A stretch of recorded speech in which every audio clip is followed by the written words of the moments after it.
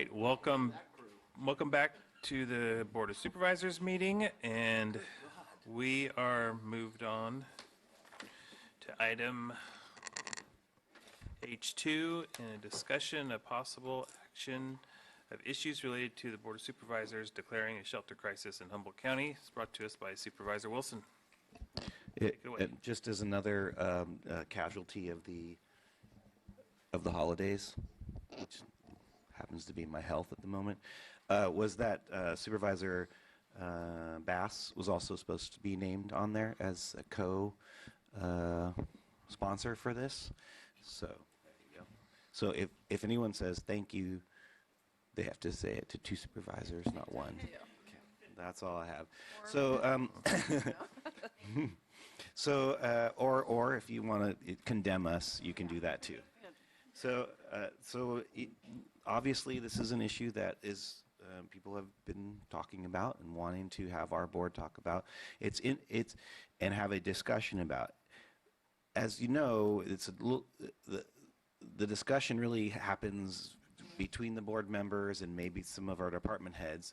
In terms of discussion, we'll take input from the public, but the discussion will happen in this arena here, and we're happy to take that input from the public, at a set time during this. I want to say, like, I'm projecting the outcome. Today we're not proposing that a set policy will come out of this discussion today. There's not going to be an ordinance created and approved today. This is basically if the board gives direction to staff to move in those directions to create those things and how that might happen. That's going to be the assuming that the board, in its majority decides to want to do that. That's probably the most likely outcome today. So I want people to have their expectations kind of in the zone of where we think things might go. So really, we're going to have a discussion about that, and I'll let Supervisor Bass say what she wants to say about any of this, and then we'll dive into it. Thank you, Supervisor Wilson. Yeah, I think you covered most of it. It's, I think anyone who's in this room or who has been here for years knows that there is a crisis. I mean, there's been an issue for a very long time. When people are saying declare a crisis, part of it is, what does that really mean? What benefit is that? What does that entail? I mean, there's a lot that needs to be considered. And so I think that's part of what the discussion is, finding out, what are the questions? What is it? How would we like to approach it? Does the board all feel that there's an interest in approaching, looking at it? And then we have to recognize we all have very different districts, very different constituencies. Some supervisors have a very different experience maybe in their district. So I think the conversation is good. I think this has been coming up for several years, and I think being able to have that conversation is just really important. So that's pretty much all I had to add to that. Okay, thank you. And I will turn it over to our Department of Health and Human Services staff to give us team. Coming full force today. I like it. Go ahead. Good morning, supervisors. I'm Connie Beck, Health and Human Services Director. I'm here today with the Humboldt Homeless and Housing Coalition members. Sally Hewitt is our manager for MIST and housing and street outreach, amongst a number of other things. Lori Keel, who is I'm going to mix it, so maybe I should just have them do theirs. I know Darlene is Executive Director of Arcata House Partnership.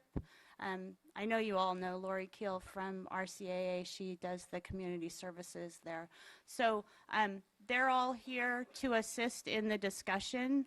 I do think it's important for me to update you on what we're doing in Health and Human Services. I know you all know some of it, but maybe it's good for the public to hear also. So I just want to take a minute to do that, and then we can move on.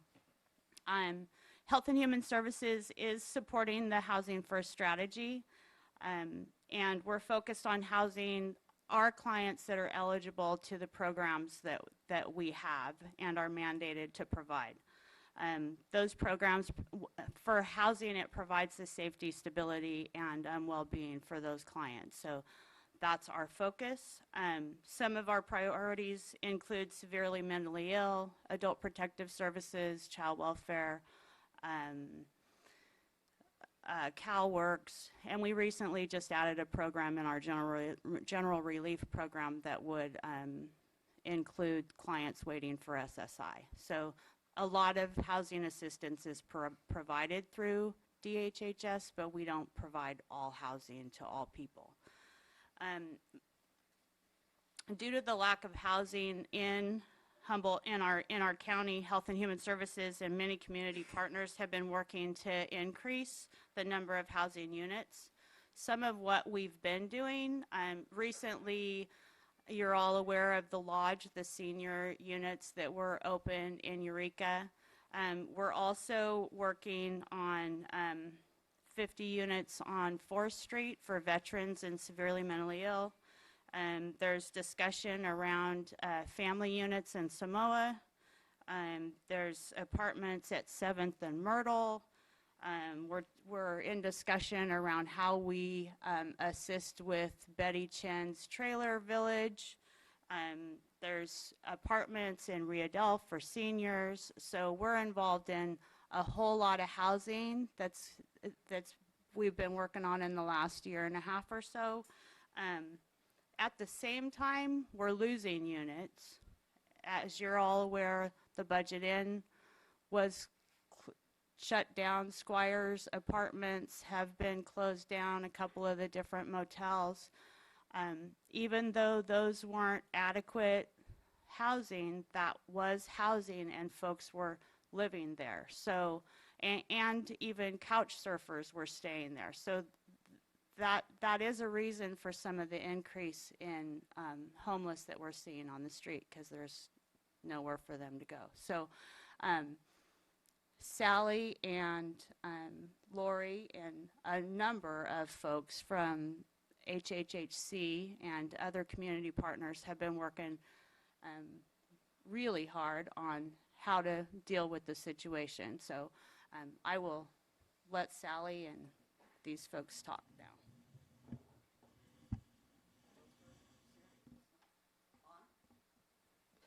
I don't think so.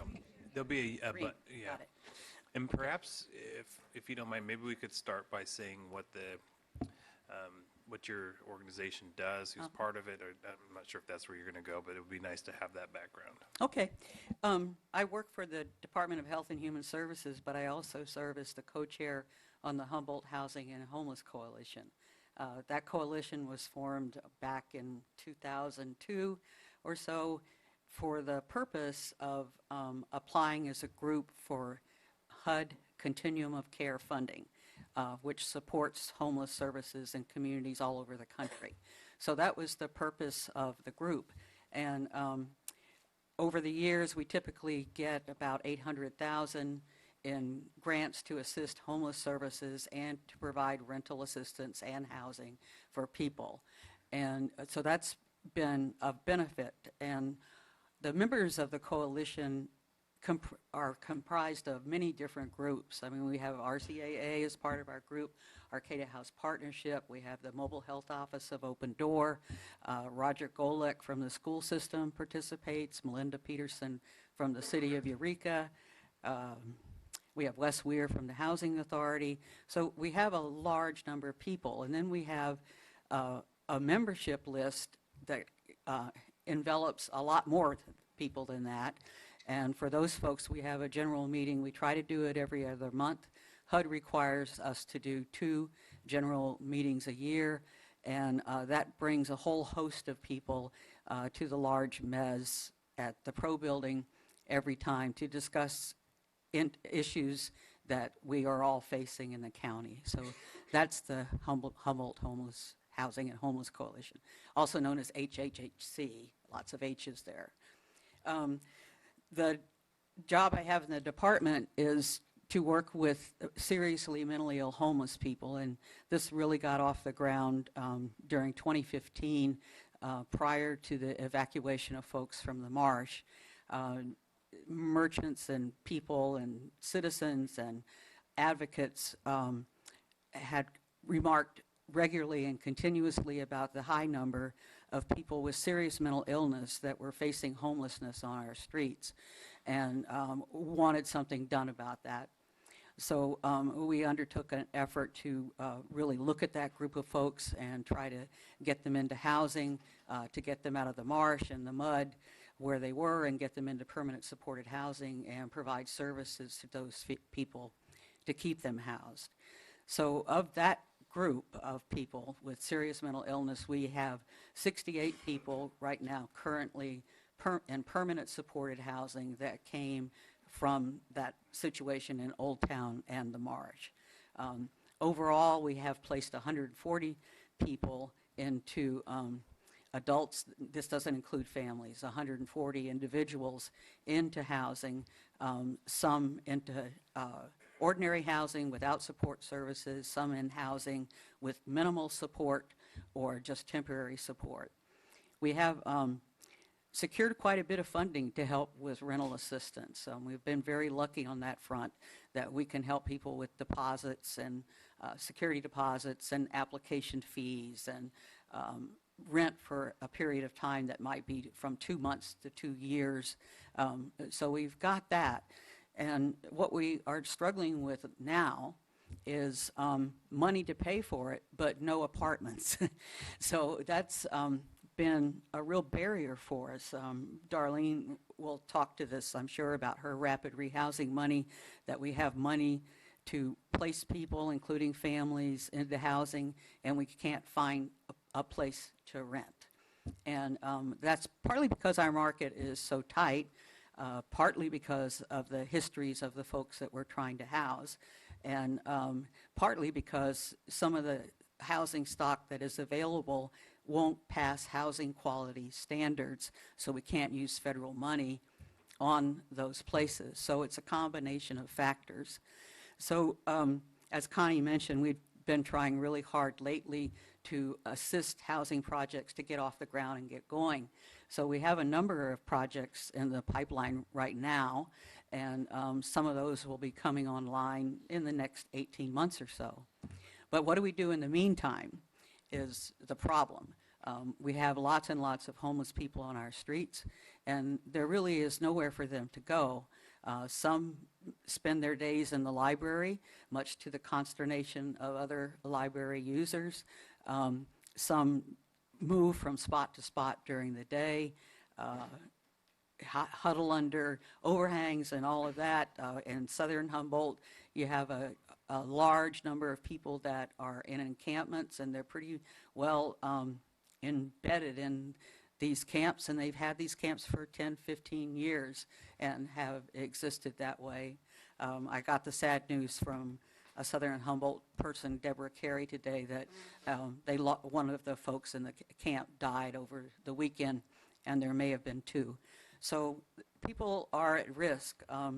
We have our point-in-time data, and granted, it's not the best, but it's always an undercount. I mean, you can't help but have it be an undercount because it's impossible to get out there and count every single homeless person in Humboldt County.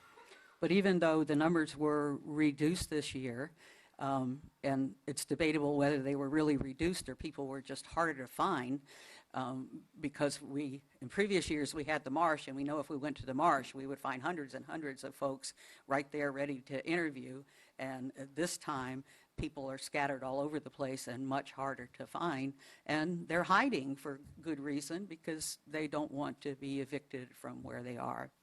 But even with the low number of the count, the big problem for Humboldt County, in my view, and probably others too, is that so many of our homeless people are unsheltered.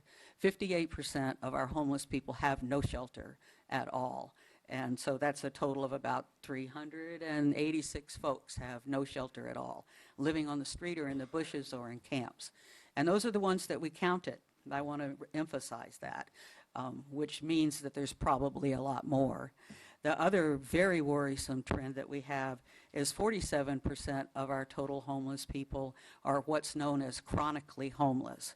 These are folks that have been, they're disabled, that's the first part of the definition, and they're homeless right now, and they have been homeless for at least a year in this current episode, or they have been homeless 4 times in the last 3 years. So there are people that cycle in and out of homeless. And that is a very large number of people to have as chronically homeless. Some bigger cities in California don't have that many people chronically homeless as part of their pit count. So I don't know what the solution is. In November, a group of us got very worried about it as the weather started to get bad.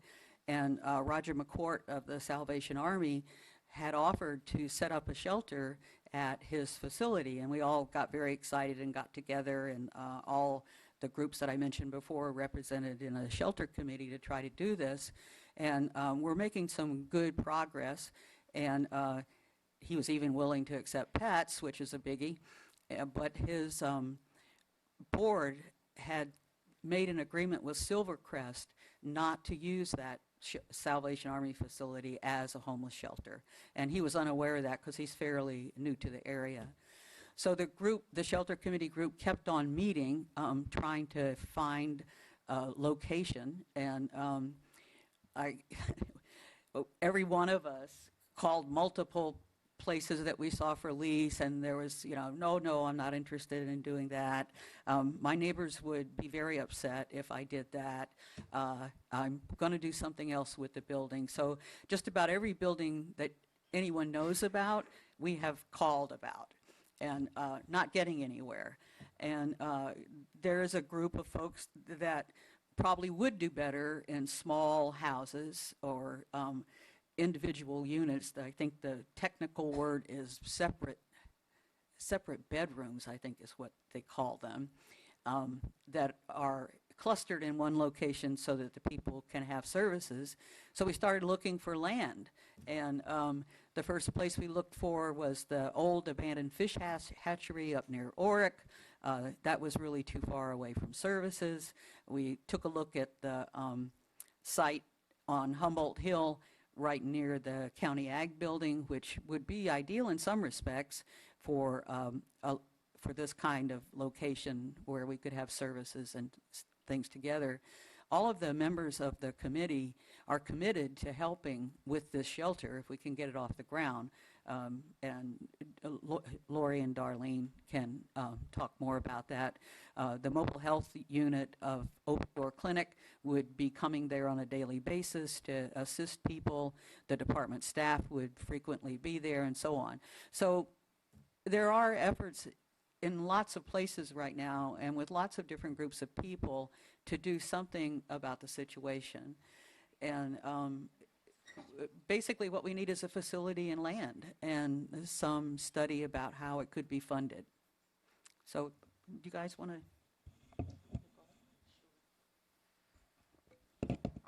Hi, Darlene Spohr from Arcata House Partnership. First, I'm just very honored that the committee that we're talking about here has come together in what I think is an unprecedented manner here to figure out how collectively we can serve the population right now who is chronically homeless. Arcata House Partnership is fortunate that we manage the permanent supported housing and rapid rehousing programs for our area, which means that on any given night, we house, either in our shelters or in permanent housing, close to 100 people per night. The problem, though, as Sally referred to, is we have money and no places to rent. So there are more people who could benefit from these programs that we just can't serve. And that's very disheartening that, we've been, as a group, successful to bring in money into the county, but we're not getting the apartments and the land and the support we need to meet the needs of our most vulnerable citizens. Our coalition to talk about this shelter what do we do while we're waiting for more housing to be built, really came together because we all recognize that there are hundreds of people on our streets every night. We, in the last few weeks, have gotten calls, at least 2 calls a week, from hospitals or healthcare providers saying, we have somebody that can't be released to the street or they will die.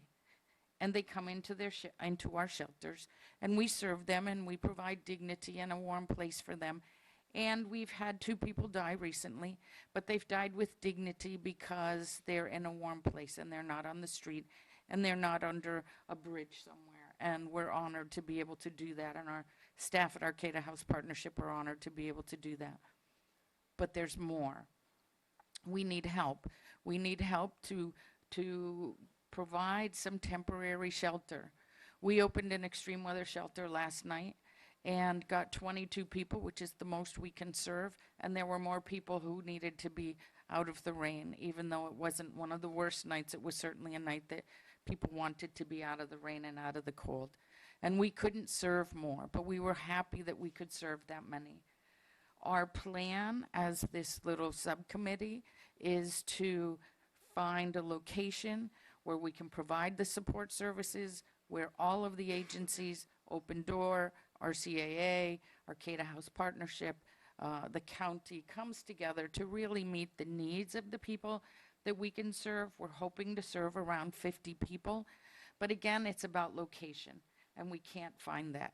We have the will, we have the staff, we have the infrastructure, we know what has to happen. We need help to make that happen. Thank you. Supervisor Bass, do you have a question? Yeah, actually I have. They're mostly for Sally. Sorry. Yeah, in your conversation, first I'm curious, out of the 386 with no shelter at all, how do you see those distributed throughout the county?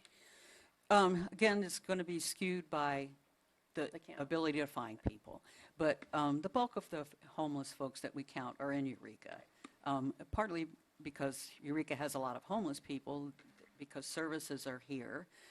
We also have the jail here. We have the mental hospital here. And when people are brought to those facilities, they are not returned to wherever they came from.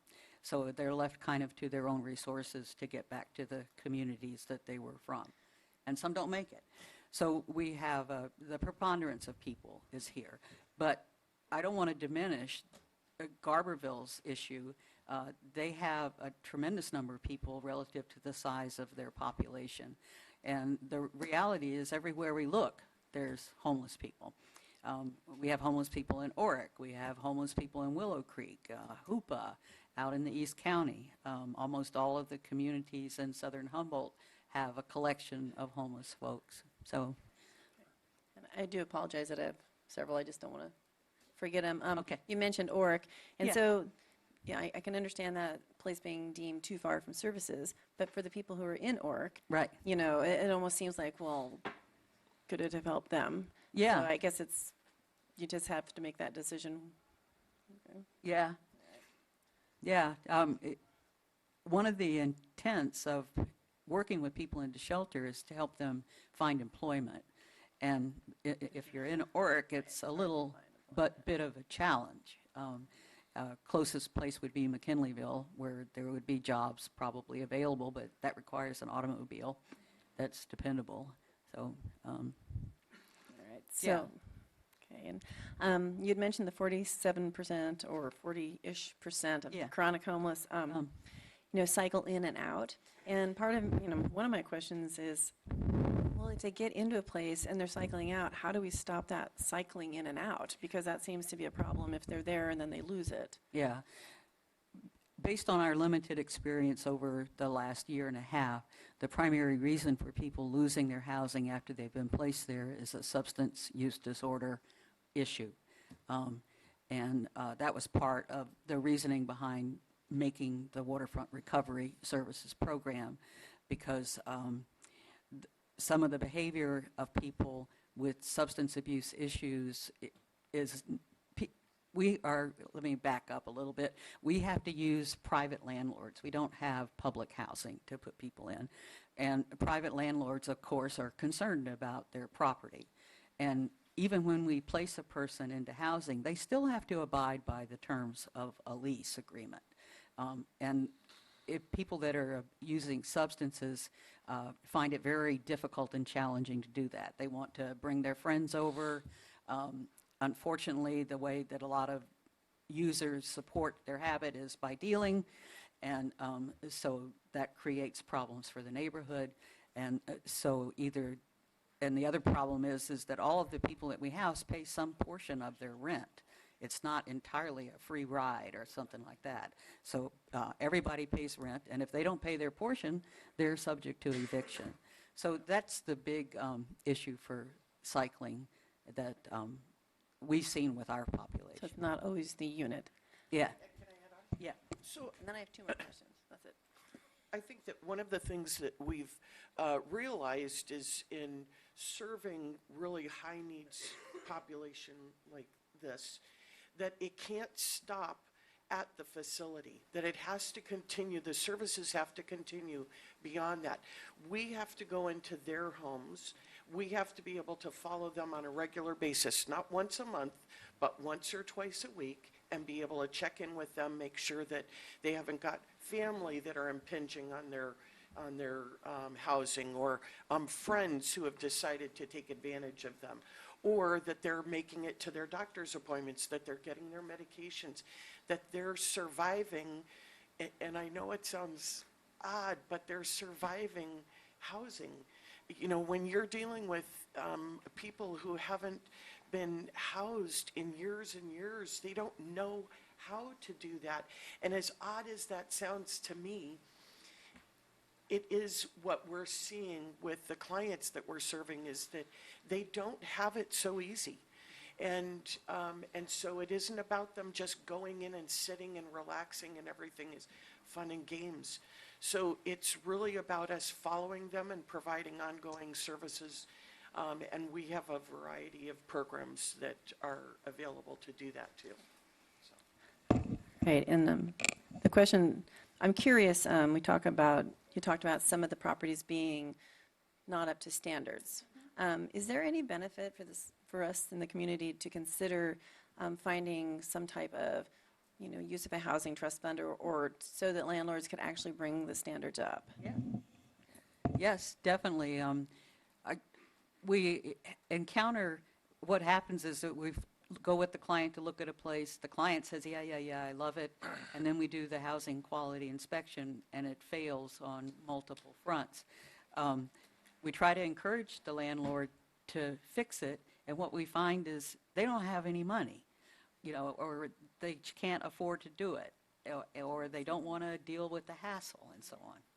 So, yes, I think having some kind of a fund to assist landlords that are willing to commit to housing these populations, to help them get their housing in shape to do that, would be a wonderful thing.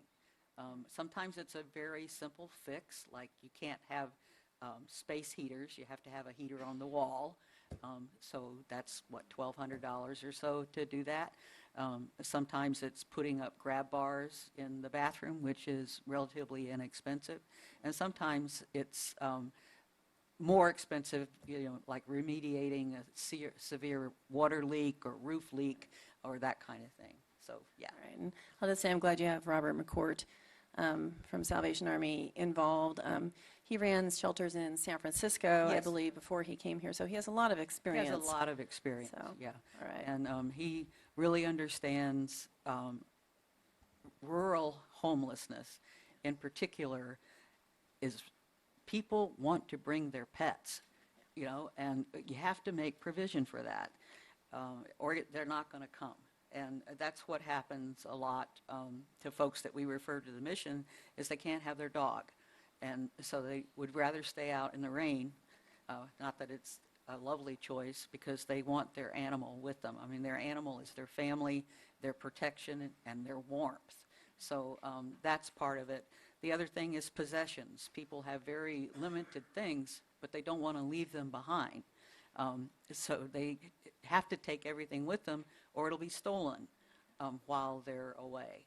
So that's the other thing. And the other thing is people want to be with their partners. The folks in San Francisco call it the 3 Ps: partners, possessions, and pets. And so you need to have what we refer to as a low barrier shelter, which is you don't have to meet a lot of requirements in order to be in the shelter. The idea is to get you safe and warm, and then we'll start working with issues. All right, thank you. I promise I won't ask any more questions, Your Honor. I rest my case. You've used your quota up there. What's the strategy that we have to increase the number of rental units that are available for this population?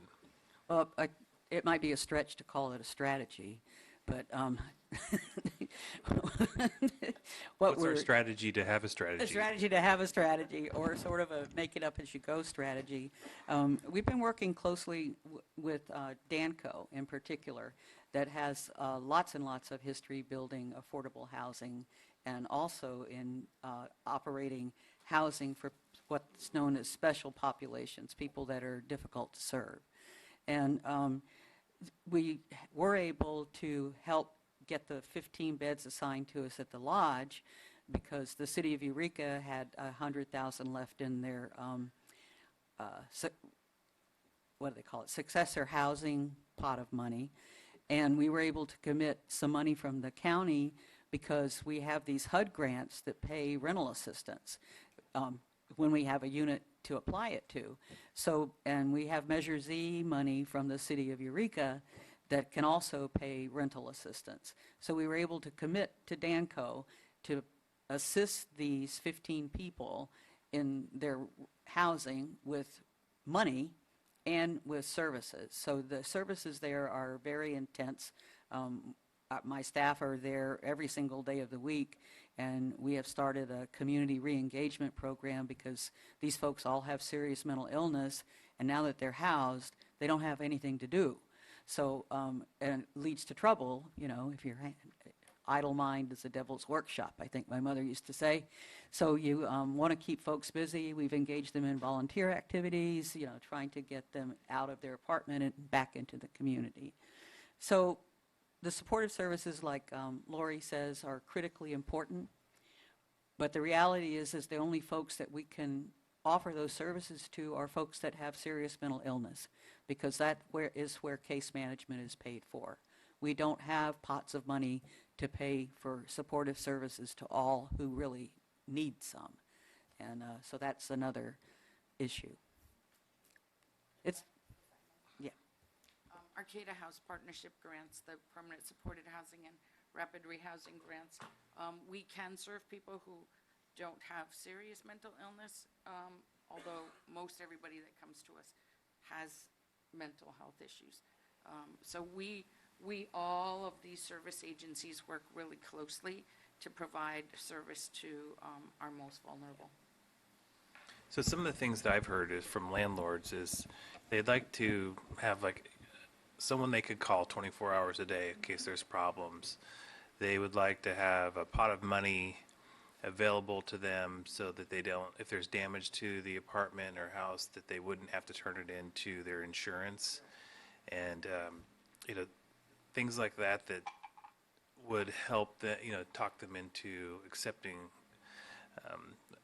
a rapid rehousing client, and then, you know, have some protection for them other than what's currently available through a normal rental. Are we looking at any of those strategies? Yeah, we are. That is part of the strategies that was recommended by Focus Strategies when they came in that report, was to develop that kind of incentive fund or trust fund or kind of a security fund for landlords. For our folks that have serious mental illness, some of them have done damage to the apartments, and we've used Mental Health Services Act money to pay for those damages for people. Again, for people with serious mental illness, we do have staff on duty. We don't have a formal 24-hour-a-day they can call, but they can certainly call us during business hours, and if it's a mental health crisis, they can call the mental health crisis line, and we would get to them that way. But in reality, our housing coordinators give every single landlord their phone number, their cell phone number, and are available, because we want to do everything we can to keep people housed once we get them there. It's really difficult to get a person into housing, and spending the effort and the time to keep people in housing is worth it to do that. And so, yeah, I understand landlords are worried, but I'm a landlord, and every landlord has to worry about these things with their tenants. The folks that we put into the lodge went through exactly the same screening as all of the other tenants. The thing that they gave us a break on was if they had a criminal history more than 5 years old, they disregarded it, and any evictions, they disregarded those because our people are prone to this kind of trouble. But I think those ideas are all good. They were recommended by Focus Strategies. We haven't done that yet. We need to. Is there a plan to try and make this happen in the near future? So it sounds like for severely mentally ill, there's that program put in place, but for everybody else, there's not. So how do we get to the point where we can create these programs for the rest of them? Through the Department of Probation just recently contracted with RCAA to provide 5 case management positions who will work with clients who are in recovery programs and who are deemed potentially homeless. Work with clients to look for housing, get into jobs, and then be able to support them for up to a year in that housing. And so we have, that's many people from the recovery population that we have with Humboldt Recovery, Waterfront, and Crossroads.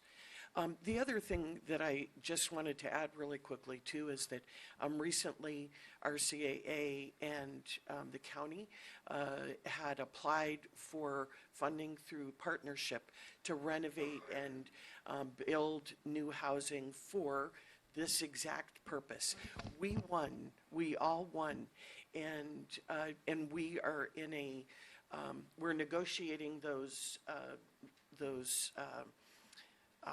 projects right now as we speak, and RCAA Arcata House and Alcohol and Drug Care Services are all looking at renovating housing that we currently have to make it available to either families or people. The Blue Vic that RCAA has is going to be renovated to serve 7 of the hardest to serve clients that Sally has on their books. And so we all have a hand in trying to create as much as we can, as quickly as we can, and this was a great way of doing it, actually. We probably will see the benefits of that housing within the next 12 months if we're lucky, maybe even sooner. Supervisor Bone? Sounding we all hear a different narrative on the lodge. How is the lodge working with the co-inhabitants, with the severely mentally disabled? And then we have a senior population, because I've gotten a few phone calls from seniors that actually feel threatened. Yeah. And I know that you guys are there on a daily basis, but they're doing their darndest to get out of there because it was sold as a beautiful facility, and it is a gorgeous facility, Yeah. and it's a great multi-use facility. I thank Virginia Bass for all her work on getting that taken care of and providing all those. But with that being said, is that relationship working out, or are we finding out that if we're going to provide housing, we need to queue them, have the mentally, so we have the services here and the seniors in a different, I'm not Yeah. sure. It's getting better. There were a lot of problems at first, and I was really worried about it. Is this going to really work? And then Chris Dart from Danco said, we go through this every time we open a building.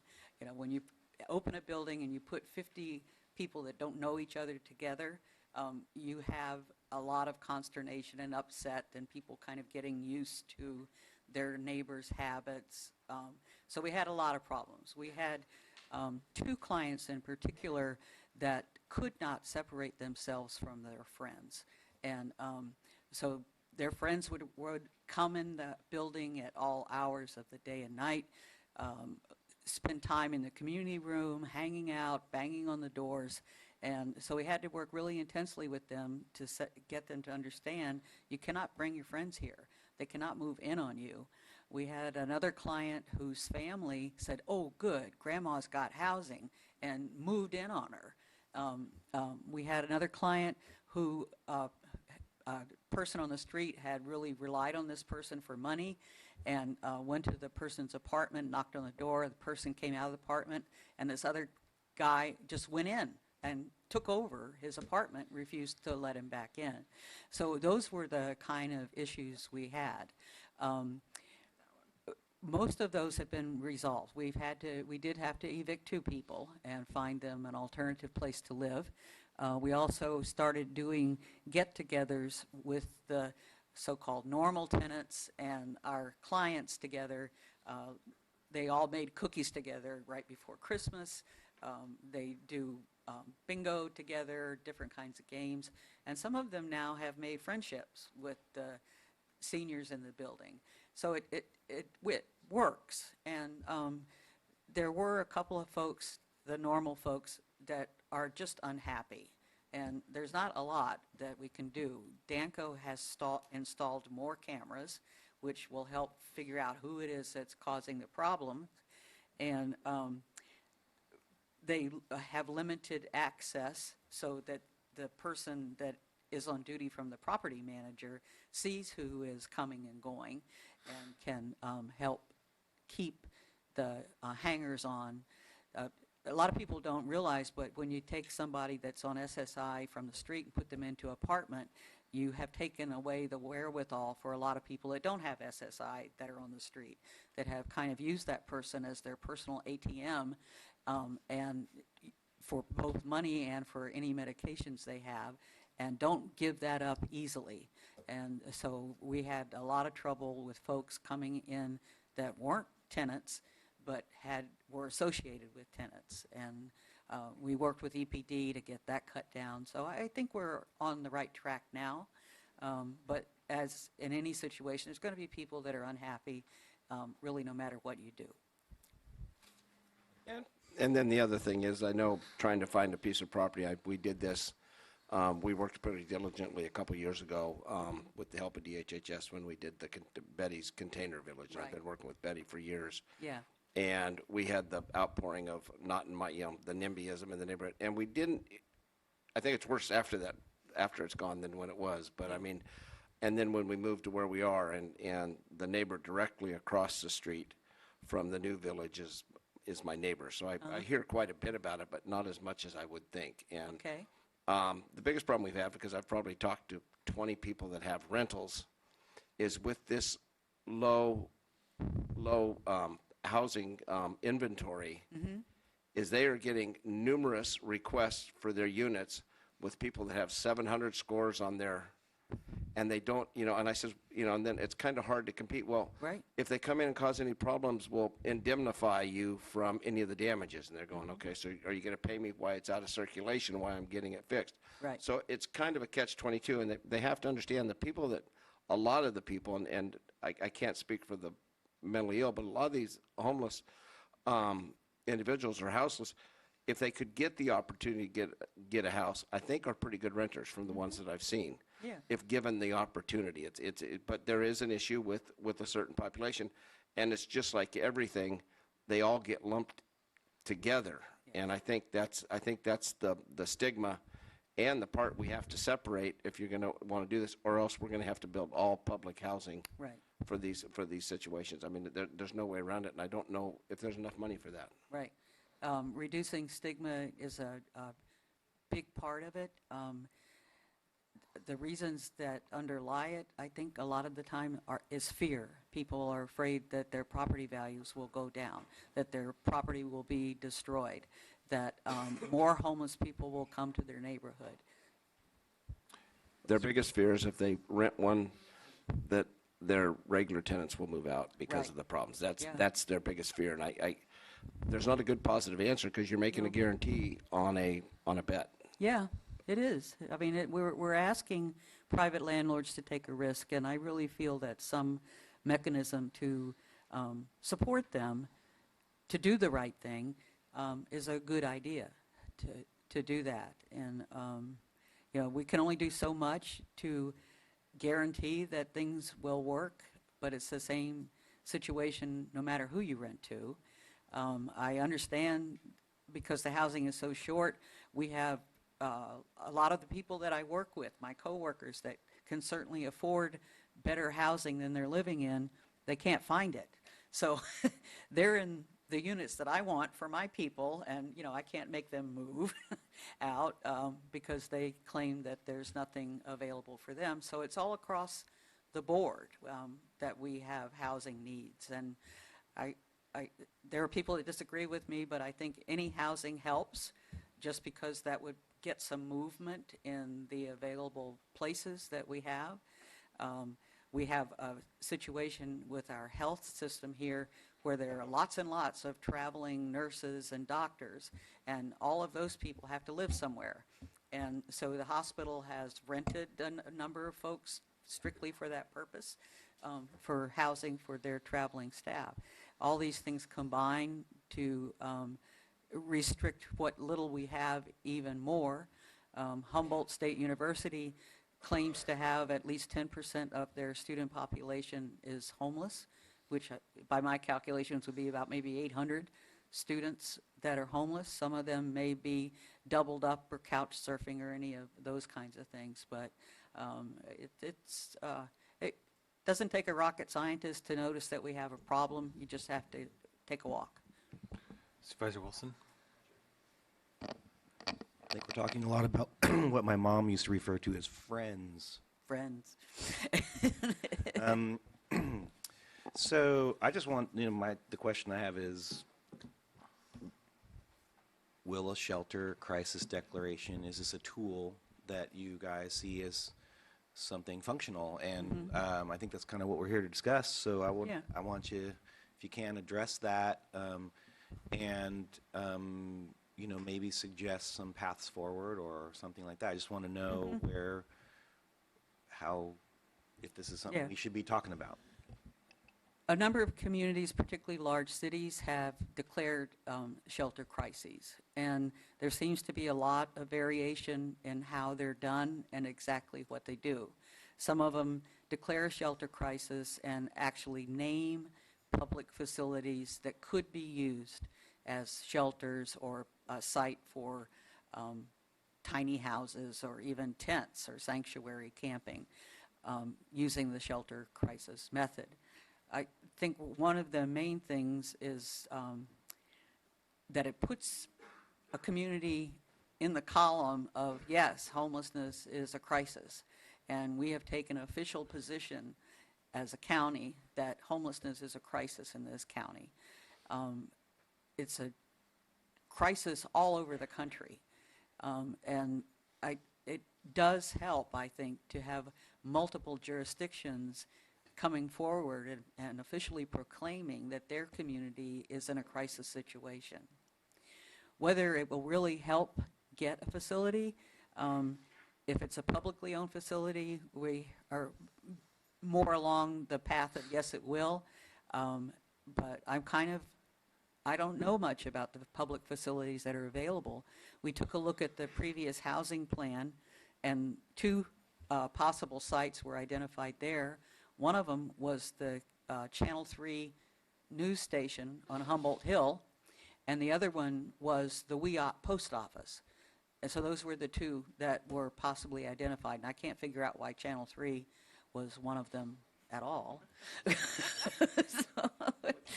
They'd probably like to know too. Yeah, they may not even know. But those were the sites that were named in the housing element, the last housing element. But will it help? I don't know. People that advocate for it say, yes, it will help. I'm sure you're going to hear a lot of public comment from people that say it will help. It does lend itself to the interpretation that we're taking it seriously, that we are, as a population and a community, concerned about this, and that we're going to make a concerted effort to look at what the county has that could be used to take care of the shelter crisis. I want to redirect that question, if I can, to Connie and get her opinion on this. You know, what does she feel is the function or not? And looking at the staff report, it's interesting because it's, you know, there's a question as to whether or not there is a definition of crisis, although we feel crisis. Is there a numbers definite? I mean, is there some, besides just anecdotally, we can see a lot of people and we have some numbers. Is there a threshold by which crisis is declared?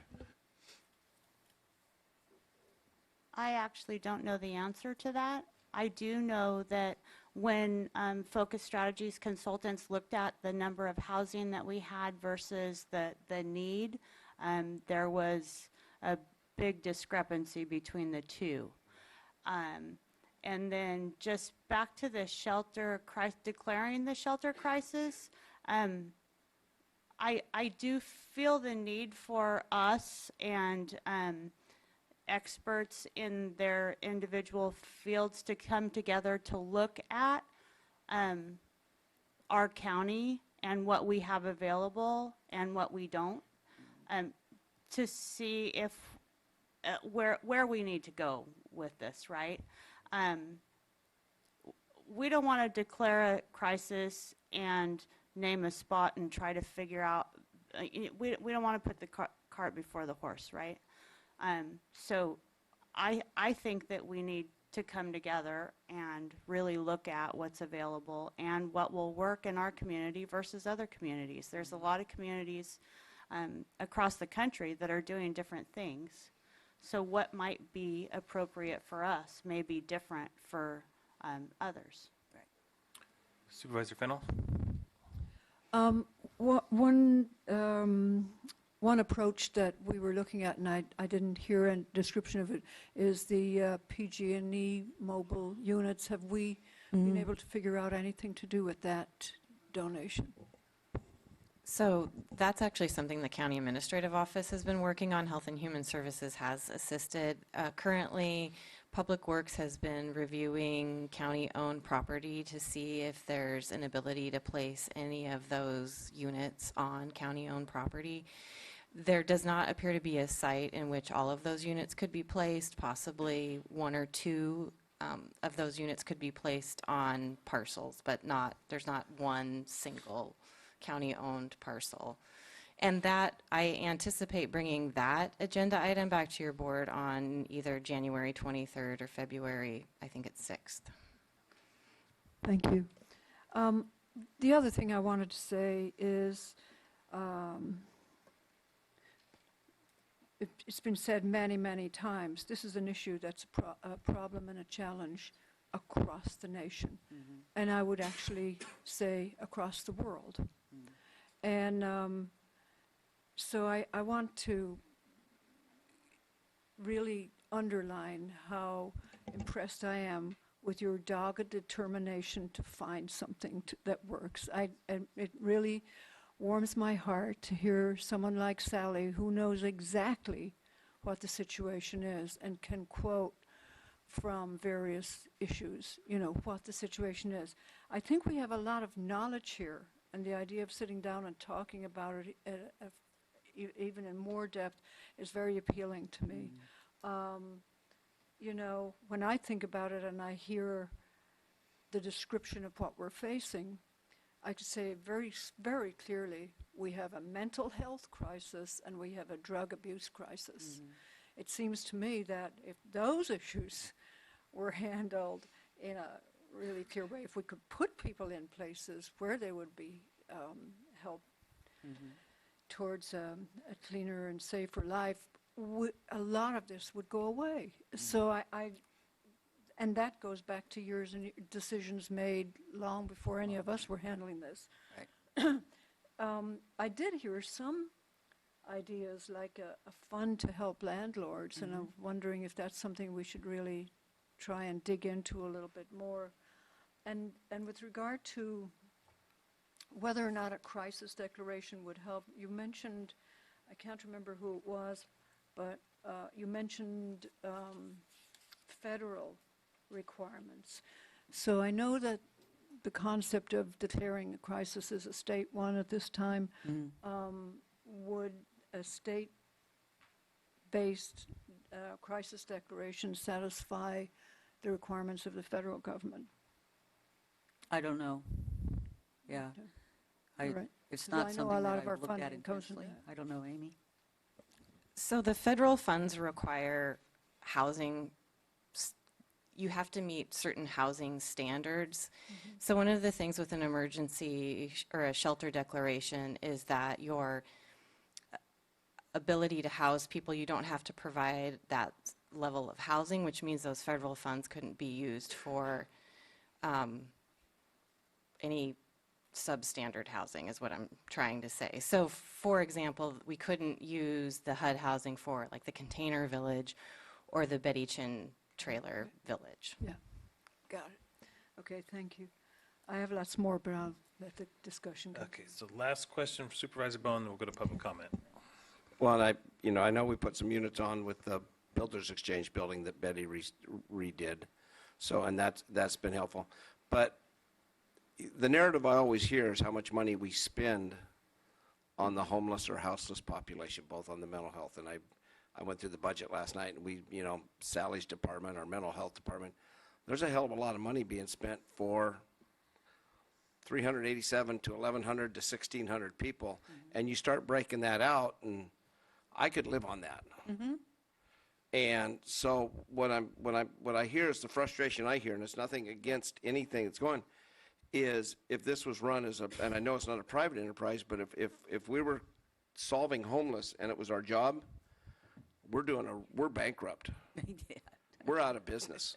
Because I sit 6 hours here on Saturday, and it's a steady stream of issues, but between a lot of them mental health issues, and I know we can't deal with them. I was talking with one on Connie at 10 to 5 on Friday with a client, trying to address it. And I don't have an answer, and I think the frustration is, and if a shelter crisis, I'll vote for it right now. If that solves it, it doesn't solve it. The other issue, the Channel 3 building, the housing we have, and the PG&E trailers, which we thought was going to house 28 people or 28 families when they were done with it. We had everything lined up. The nice thing about living in beautiful Humboldt County is we have the Coastal Commission to deal with. So I don't think the Channel 3 is going to do any better than the property down there at the end of Hillficker. Right. So, I mean, we got to remember, we have a large swath of land, pretty much basically everything within 500 yards of 101 is out of the issue. So we're running into those issues. So I think collaboratively, I mean, we can find something, put 30, that's 30. So we've got about 6%, 5%. And I mean, it's going to be little steps we have to take. But with all the money we're spending, is there anywhere in the United States where they're having success stories and where they can say they're actually, and do we need to go look at those areas? That's because this isn't, again, Supervisor Fennell says this is a worldwide problem. Right. So not everybody's having a meeting every Tuesday going, what do we do now? What do we do now, right? And I think that's the frustrating part, because throwing money at it has, and staff and people haven't solved the problem. Right. And I think that's what the frustration is. And I mean, a shelter crisis is another thing we can, but I don't want to throw a shelter crisis at it. I'd like to see some net rewards off of this. And I know part of the problem is I don't think we were set up well enough when we cleared out the marsh, and for the environmental reasons and everything we did to provide housing for those people. So now they are much more visual on it's, oh my God, Yeah. we don't have that many more new homeless or houseless people in our thing. It's just they're a little more visible. Right. Yeah. So I think we have to address that, and I mean, that's kind of everybody's plea, but I think we have to answer to everything we're doing, and why isn't it getting better? I mean, Yeah. for me, and I'm a simple guy, I like simple results, but I think to see some of these people housed would be, and I'm always wondering, why don't we just build 120 units? Right. Go find somewhere. Why didn't we buy the Budget Hotel? Right. Budget Hotel was pretty cheap. Why didn't, because I worked hard on that with a couple developers, and they were going to do it, and it fell through the cracks because we couldn't get the money. we need to say, because we hear the feds won't allow this, the state won't allow this, all these people won't allow it, but here we are on Tuesday trying to find somewhere to go. The budget hotel, I mean, even though if we cleaned it up, put services there and did everything we could have there, the neighbors have already dealt with it, not dealt with it, but they're living with it. So, I mean, that's a lot, the NIMBYism goes away and everything else. Is that the way we have to start looking at this? I mean, I would like to see a different approach to Floyd Squires' property. Instead of tearing them down, go through the courts, take them away, and rebuild them, because then it's a lot easier to rebuild them than it was, because there were 18 units on Broadway, the house that they tore down. I mean, I sometimes think we're not all talking in the way, you know, and that's added to the problem. Yeah, I agree with that. And there is a tremendous amount of money being spent on homelessness, a shocking amount of money is being spent on homelessness. And for us to be where we are is pretty awful. Sometimes I despair that we will never catch up with the number of people that are homeless and becoming homeless right now as we speak. But I think you have to be optimistic to try to really get anything accomplished. Yes, we could have purchased the buildings. We have a lot of motels on Broadway that could be purchased and rehabbed into housing fairly quickly. And probably wouldn't have as much NIMBY because it is a business area, not too many residents nearby. One of the things we encountered when we were looking for a place is people want to have it in industrial areas. So much of our industrial areas are in the Coastal Commission. So it's sort of like, oh dear, you're trying to do one or the other. So, but I feel that I should point out that not all the mental health budget is for homeless. But the amount of money that just my unit uses could fund a lot of housing. I don't know why we don't have more public housing. It has something to do with Article 34. That was 1950s or something is what I keep hearing. But clearly we need it. I don't know why we don't have it. That might be something to consider. No, I said last question, then we're going to go to the public. So, Can you just ask, Connie wanted to say something, I think, about Article 34, or maybe not, but. Connie's that's got a something- microphone. She can ask the question if she wants, but I'm going to go to the public first. So, well, this is not the end of the meeting, so I'm going to go to the public, and because it's going to, I think we have quite a bit. And I'll start. There was two people signed up, and it was Sylvia DeRoy and Robert Cox. So we'll go to you two first. And there's only two that signed up on the wrong list, but I'll take you two first, and then anyone else would like to speak, we can line up. And you have 3 minutes. Hi, I'm Robert Cox. I'm a resident of McKinleyville, retired educator, who spent the last 2 months really digging into the homeless issues here in Humboldt County. And I'd have to say I'm impressed by all the hard work and the commitment of people who are involved in trying to find some answers to these really difficult problems. And I can see a lot of frustration. And in looking at the issue, there are huge gaps in terms of people interfacing with each other, working collaboratively to solve these problems, which is why I think the task force, if there was a task force that grew out of the shelter crisis, or if there was a task force assigned independently of this shelter declaration crisis, that would be a good thing. Because it seems to me that is really the missing piece as I move around and talk to different people about their perceptions and their perspective and their experience of homelessness. I believe the county and the city of Eureka invested something like $80,000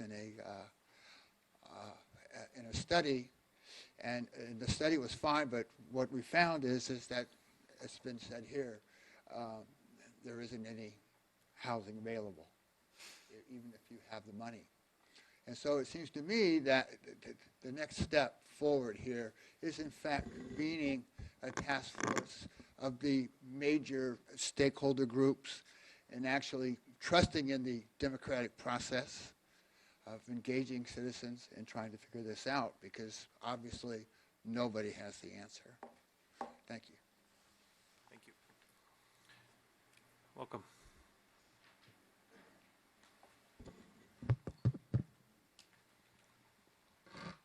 Okay. Well, I wish I had a nice, simple message. I don't.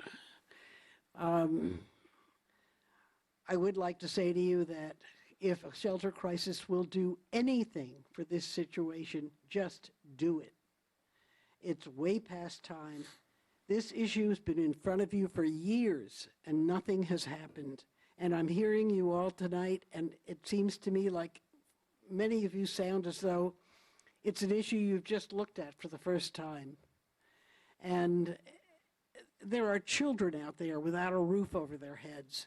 There are veterans, families, women who have run from violence, and people with mental health issues, and people who have turned to drugs and alcohol to deal with their pain. And they're sleeping in doorways and under bushes, and it's not acceptable in any society, in any culture, that we allow this to happen. People can't even sleep in their cars in the streets of this city or most of the county. And your job, which we as citizens are paying you to do, is to serve and protect the residents of this county. And you're not doing it. It's got to happen.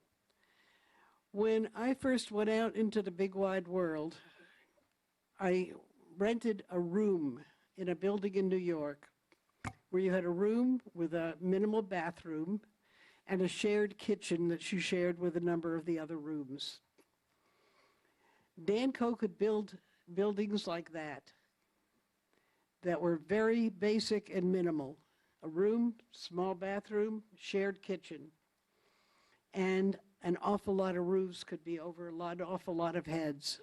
It doesn't sound like much, but you're talking about redoing some of these old motels. That's no better. So there are possibilities out there, and they have to be looked at because the crisis is terrible. There are well over 1,000 people in this county who are sleeping under bushes and out in the rain and the cold, and it is totally unacceptable. The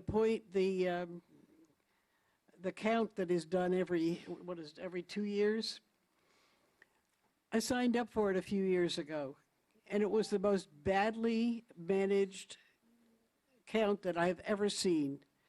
And so the fact that it's an undercount is not by accident. I've been asked to say something for Claire Paracelli, who had to leave, that she's thanking Supervisors Wilson and Bass for putting this on open for discussion, and that she supports the shelter crisis. Please act. Thank you. Welcome. Good morning. My name is Edie Jessup. I live in Manila, and Mr. Wilson is my supervisor. And I want to thank you all for putting the shelter crisis on the agenda so the Board of Supervisors can publicly discuss this issue.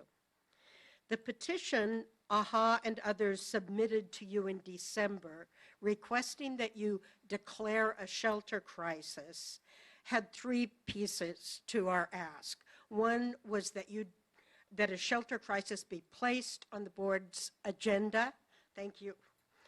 That the board declare a shelter crisis, because what it would allow is for the state law to be implemented that will relax zoning and relax liability issues. Those are the two big things, and throughout the county. The third thing we requested was that the board appoint a multi-agency county task force to plan, implement the shelter crisis declaration throughout the county so people can shelter where they are. It appears that the agenda item has some misassumptions. The declaration of a shelter crisis is not about an extreme weather sheltering. It is about the lack of affordable housing and the failure of the Housing First policy to establish true 24/7 safe, warm, dry, organized, supervised, low-barrier shelter for the thousands of unhoused citizens in Humboldt County until there is enough affordable housing. The numbers of homeless on the street today are easily seen and available to you from DHS. Even though the count may be low, they have to turn numbers into HUD. You can get it off the internet, and you will see that the gap between beds for folks and the numbers of people on the street, the gap is so large, it is not great. That count, no homeless folks were counted in Southern Humboldt this year. And I'd also like you to, well, forget my undercount words. Lastly, the numbers from HUD show this big gap. And we do not have in this county a 24/7 emergency shelter. It does not exist. And that is the first step in settling people and beginning to work out these things. So, Your time is up. Thank you. Welcome. Hello. My name is Elaine Johnson. I live in McKinleyville, California. I have lived and worked in Humboldt County for 12 years, including working for the County of Humboldt's DHHS for 7 years. I worked with Connie Beck and Sally Hewitt, whom I respect immensely. I was a clerk in that accounts payable department. I now work for HSU in a counseling clinic for the students, and I'm an office manager. I'm here to ask for a task force that would be multi-agency. I, as I said, respect DHHS, and I'm thankful for them immensely. But as we all know about problem solving, we have to, for brainstorming and creativity in that brainstorming, we need multiple voices and multiple views and multiple perspectives coming at this serious problem that's been going on for a year. And there's many experts here, volunteers, lawyers, medical expertise. We're all willing to, as volunteers, to take part in this discussion. It's a heartfelt one. I'm a fortunate individual. I'm 60 years old, and I am well educated and have multiple degrees. I have a job, I have a husband, I have a home, I have a dog. I own a used Toyota Camry, and my husband owns a used Lexus. I try to shop only at local stores instead of shopping at the internet to help our local economy. I'm pro-business. I'm a landlord also in Sacramento, but that's another story. I live comfortably well. I feel very thankful and very fortunate. I have received help from people along the way, so I seek to pay it forward through volunteer work. I also experienced homelessness at age 19. It was the most traumatic period of my entire life. I'm so sorry, I didn't. My family was abusive, and my mother and brothers took the brunt of it. At 18 years old, my father came after me. A year later, I escaped in the middle of the night and came to California with $700 in my pocket. Didn't last long, and I called my mom for help, and she said, "You made your bed, you sleep in it," and hung up on me. Like that, I was homeless, looking at what bush to sleep under. I didn't know how to do this. After 1 month, well, in 1 month period, I was raped. On a separate occasion, I was held captive for 1 hour with the intent of rape. I did escape that one. I called the police, and I was able to get away. I was threatened with murder twice, also on separate occasions, with choking, and I escaped. And I'm sorry so we're just going to stick to the 3 minutes for each person. We have a really long list. I'm sorry. When the beeper goes off, that means you have 30 seconds left, just for anybody that's still in line. So sorry about that. All right. Thank you.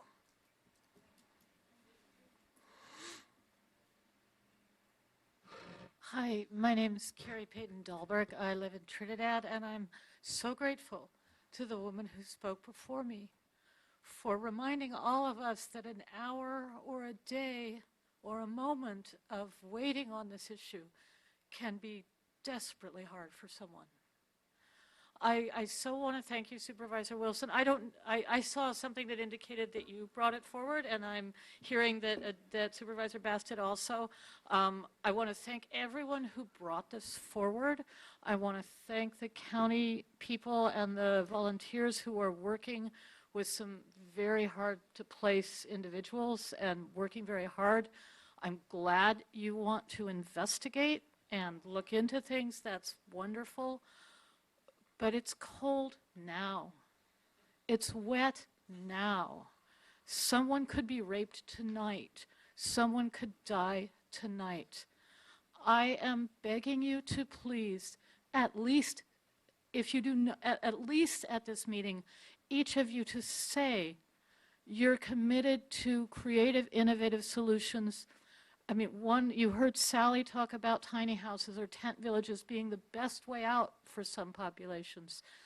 A safe place where people could sleep in their cars could be the best way out for some populations. Please don't let those things wait another day for a task force. Please try to do something today.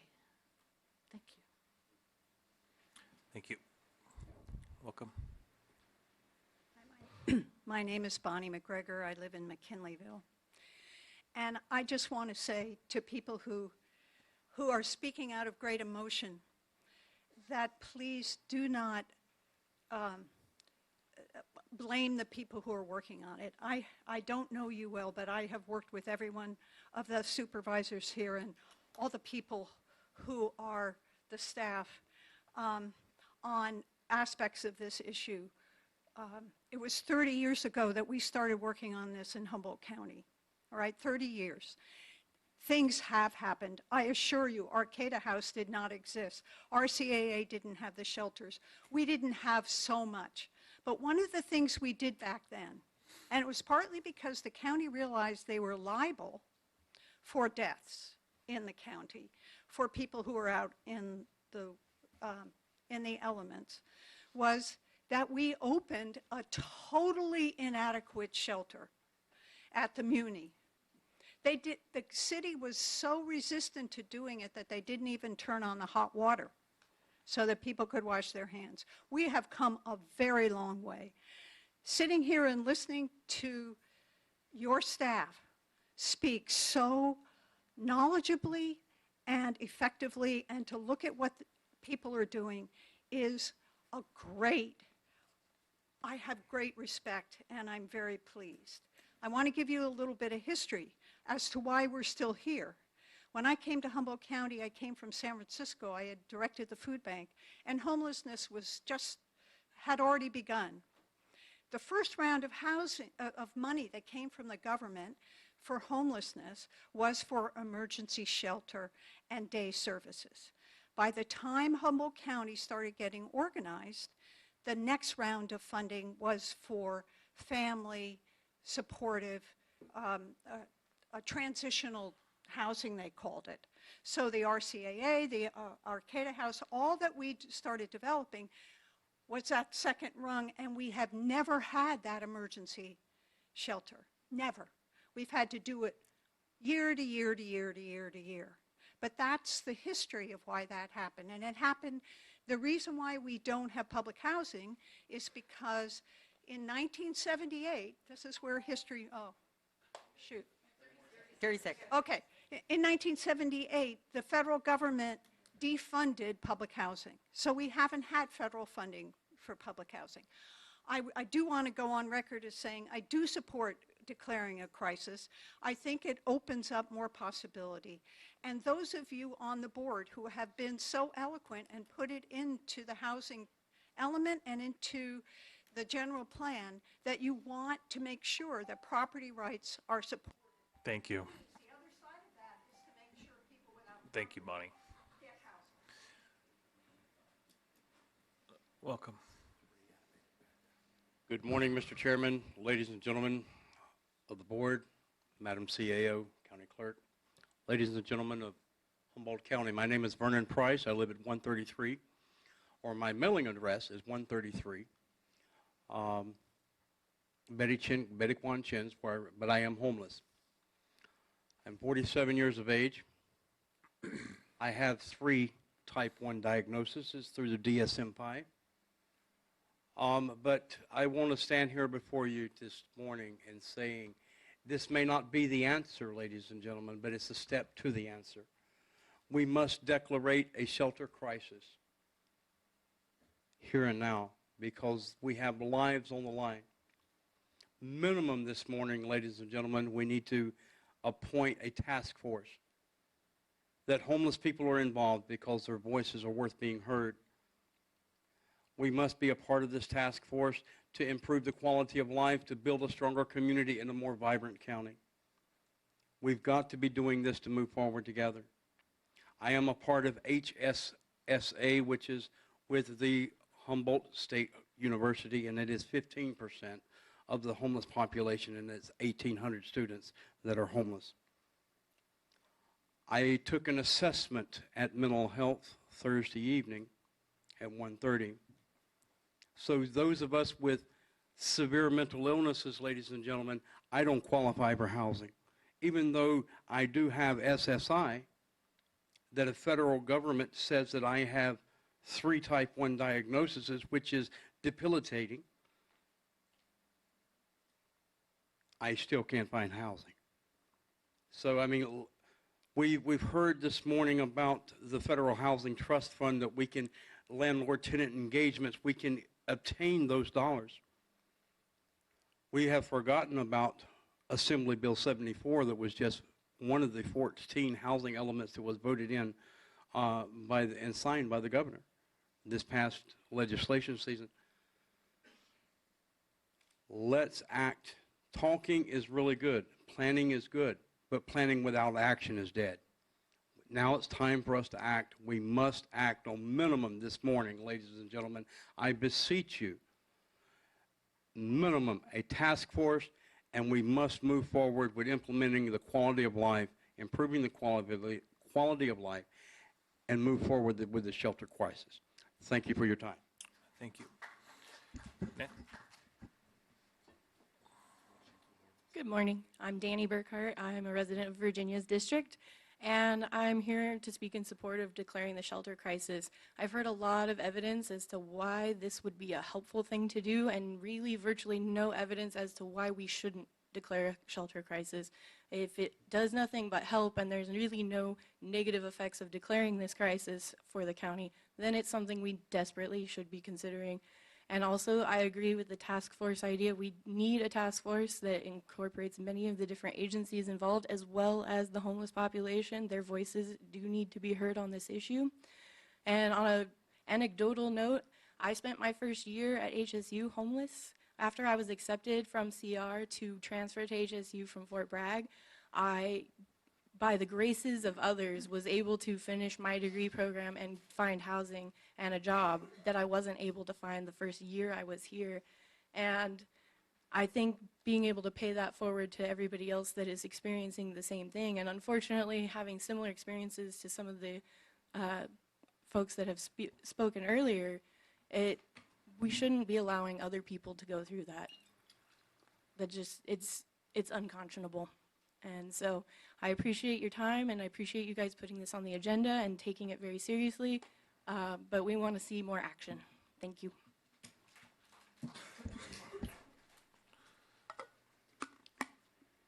Morning, supervisors. Thank you for all you do, and especially for Supervisors Wilson and Bass for bringing this issue before you this morning. It's clear that we have a crisis, and it exists in all your districts, not just one or two of them. Supervisor Bone is correct that we don't have all the right answers, but we do know some of them. And it strikes me that if we consider the totality of the problem the county faces, involves drugs and law enforcement and housing and mental health, that the minimum we can do is to declare a shelter crisis. I would suggest in addition that the appointment of a task force to bring before you some concrete actions, other concrete actions. I think that's a good idea too. Hope you will support those actions.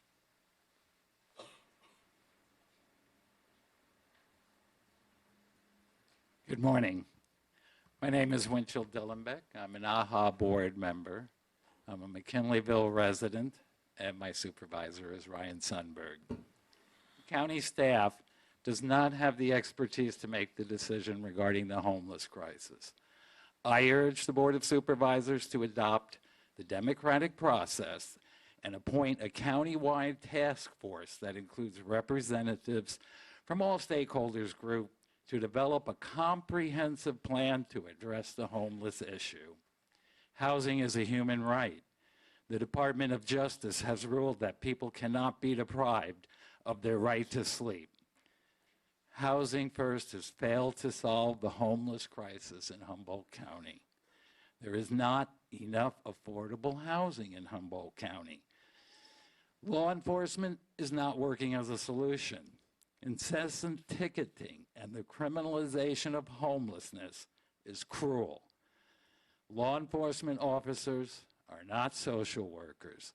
The financial cost to the taxpayers is enormous. The published recommendations and the discussion document in the agenda packet only recognizes an immediate response to the need for shelter, temporary shelter, in the event of a prolonged or unusually inclement weather conditions and not existing state of homelessness in Humboldt County.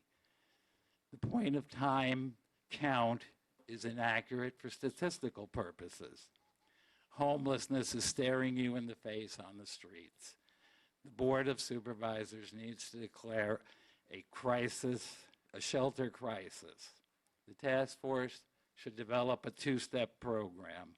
One, develop services and land access to successfully relocate all homeless people temporarily into multiple legal supervised sanctuary camps in SP2 zones or other available areas.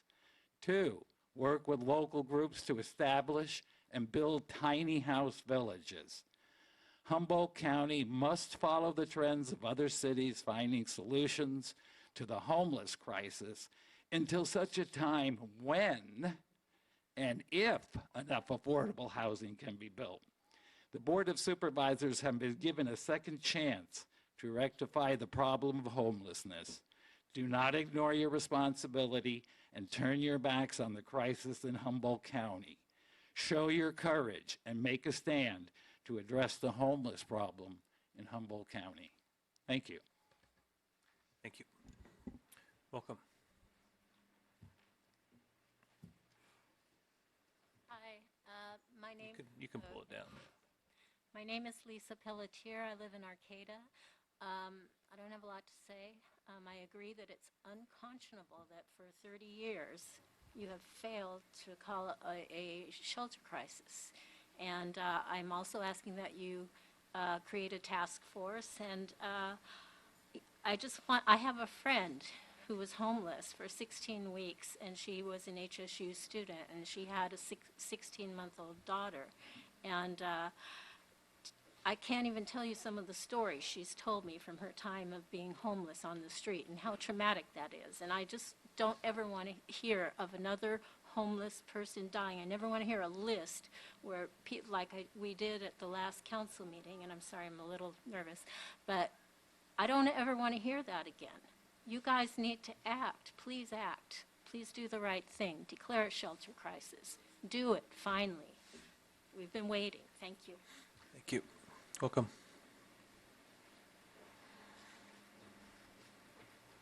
Thank you, and thanks for having this item on your agenda. My name is Shelley Mack. I'm an attorney in Arcata. I'm a McKinleyville resident, and Mr. Sundberg is my supervisor.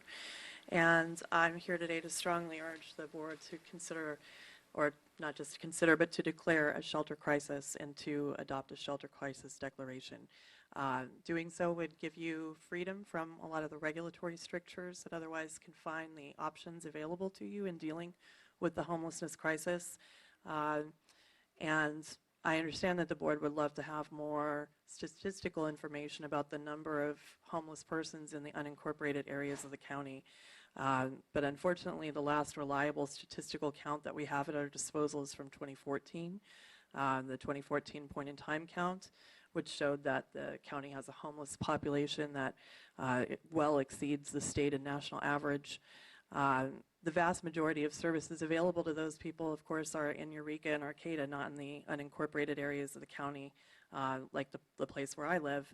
My husband, my daughter, and I all live on Murray Road, west of the 101, and we've seen living right along the Hammond Trail, we've seen a large uptick in houseless people in the last, year and a half or 2 years. We see them other places in McKinleyville as well, and I know that they're in lots of other areas of the unincorporated parts of the county. And there are no resources available to those people, particularly in weather like today, like last night.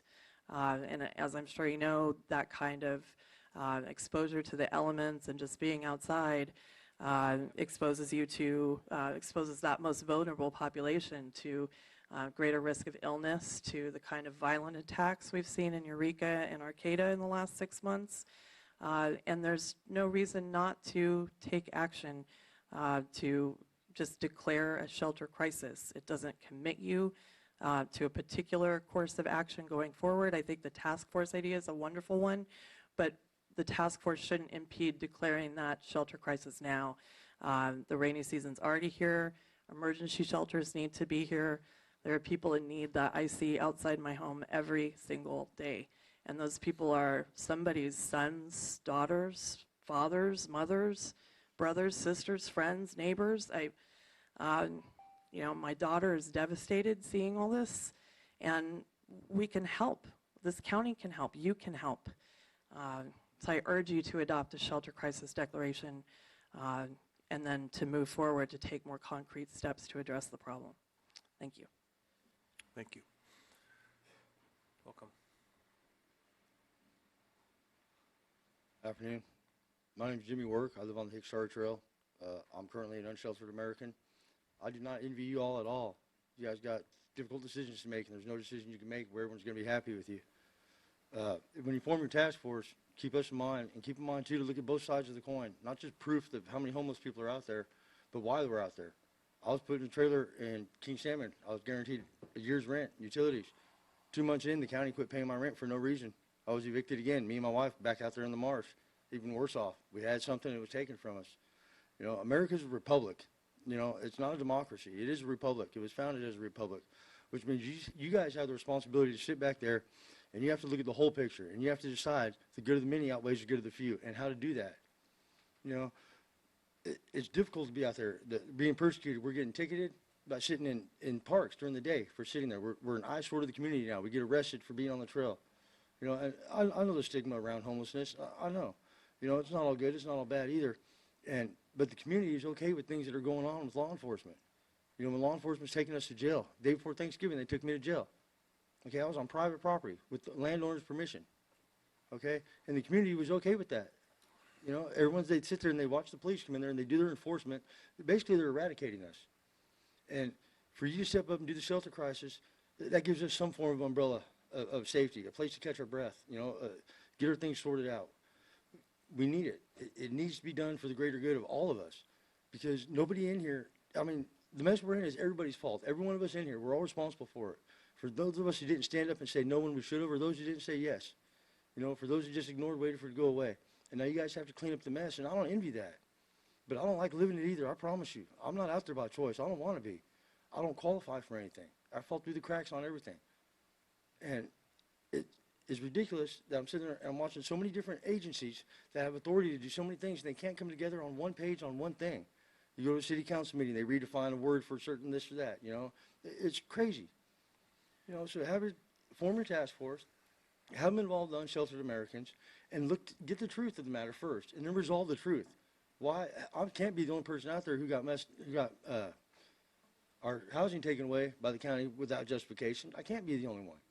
So they made me chronically homeless. I wasn't chronically homeless at first. I was just a homeless vet. Now I'm a chronically homeless vet. Now I'm a chronically homeless vet that doesn't qualify for anything through the county. You know, what am I supposed to do? My wife's inside at the women's mission. I've already lost my family to the county. You know, I have nothing now, nothing. And crime, every time the cops came out there, when I was with my wife, every time the cops came out there and took my stuff, what do you think I did? I went and stole again because I would be danged if I'm going to let my wife sleep on the cold ground and go hungry. And that's just the fact of it. You know, there's repercussions for everything. No one's perfect, no one's innocent, but we can all work together in fixing this. Thank you. Thank you. Welcome. Almost good afternoon, huh? My name is Deborah Carey. I live in Southern Humboldt, and Estelle is my supervisor. I would like to thank Virginia Bass and Supervisor Wilson for bringing this forward. I wrote the original shelter crisis declaration letter to the Board of Supervisors 3 years ago, and I myself feel lucky to be here alive today to see this. I want you all to close your eyes and imagine me backflipping and doing cartwheels because I am. Because we're talking about this. And I really, really am excited that we are able. I appreciate these women. This is your staff.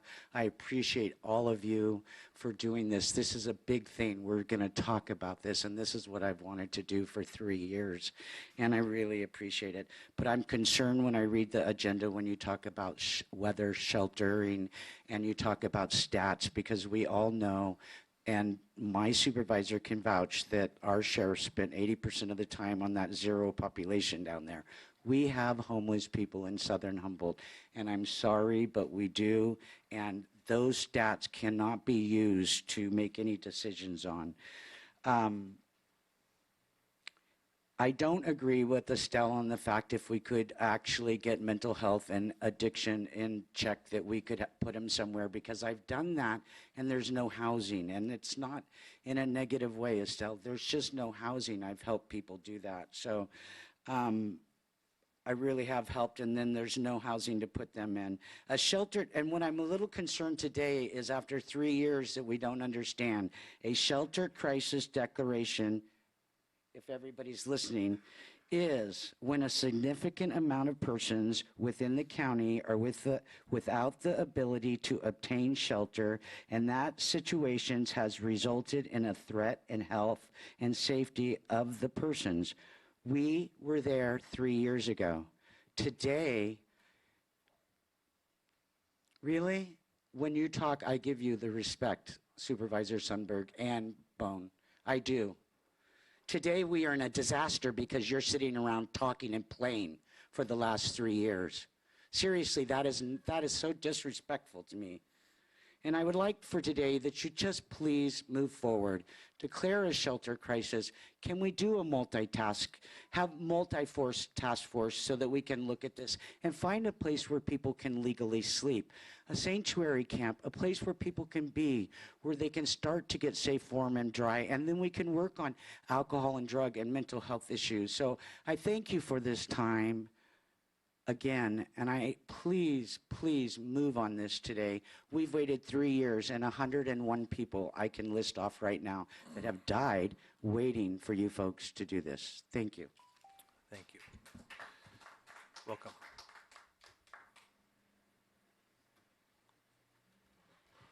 Hello. The Shelter Crisis Declaration is a tool. Eureka found it useful. That's how Betty Chin opened up. We have to be clear that it does have limitations, so anybody that thinks it's a panacea, check it someplace else. But again, it can be helpful. It's a way to move forward. And I want to remind you that you and the city jointly adopted the Housing First approach, and I want to give credit to the people here. This was a sea change in the way of approach, and I was recently at a HHHC meeting where they got the bad news that even people in transitional housing have rights to housing, and that there has to be a process for evicting them. This is something that people that come from the streets need to learn, but they have to teach it to them now, and it's going to be difficult. So I want to give them credit for that.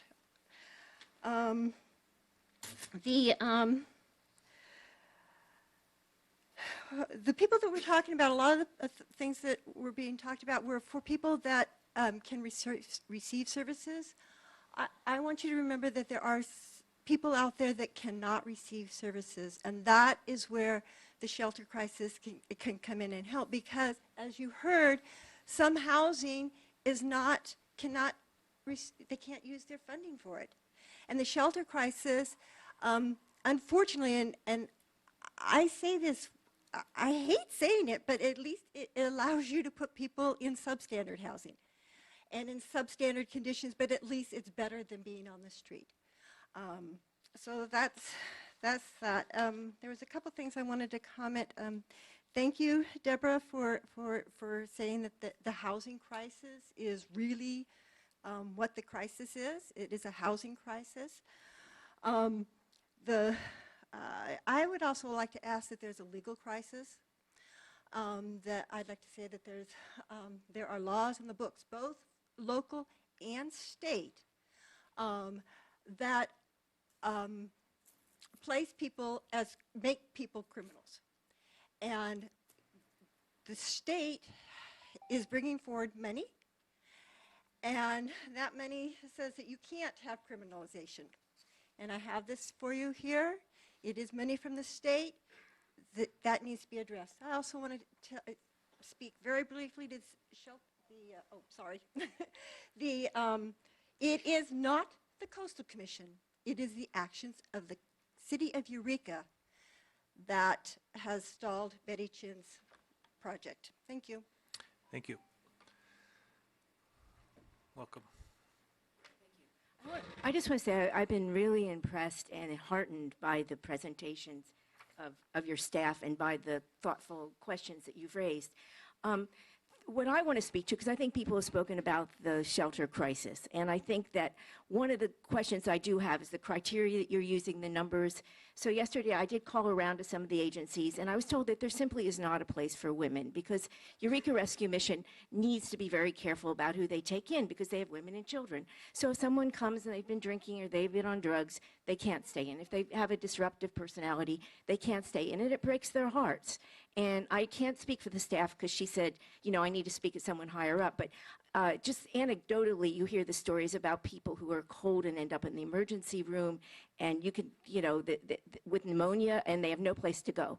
But what I want to beg you to do, absolutely beg you to do, is to build on the success that Bonnie McGregor instituted back when she was a leader and she inspired this, is a task force. And sometimes you think, well, this is something we don't know if it works. It worked. This is a picture.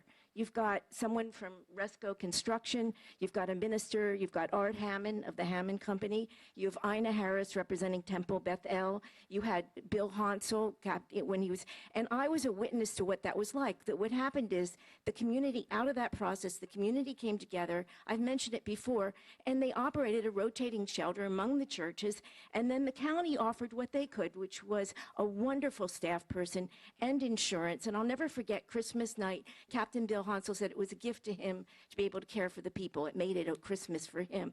So the point I want to make is that if you can move forward in the way that you've spoken today, what you're going to institute is something really wonderful. It's going to be a way for the love of the community to flow, a way for the desire to help. But now we're stymied, and I think that I was not really a fan of the tiny house village concept. I mean, I like any alternative, and I was, you know, enthusiastic in that sense.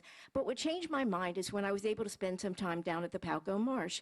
And I spoke with people who have mental health issues, trauma, and they said it was the first time that they felt that they were really important and they were needed.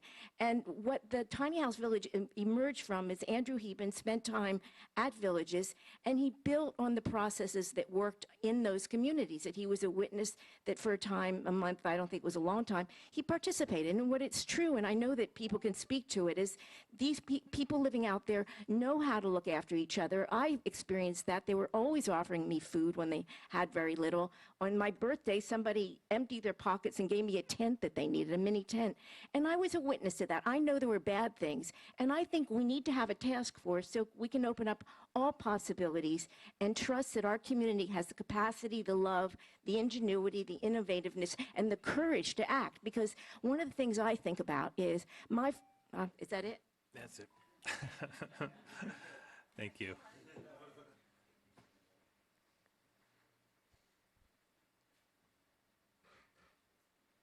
Hello, my name is Babette Bach.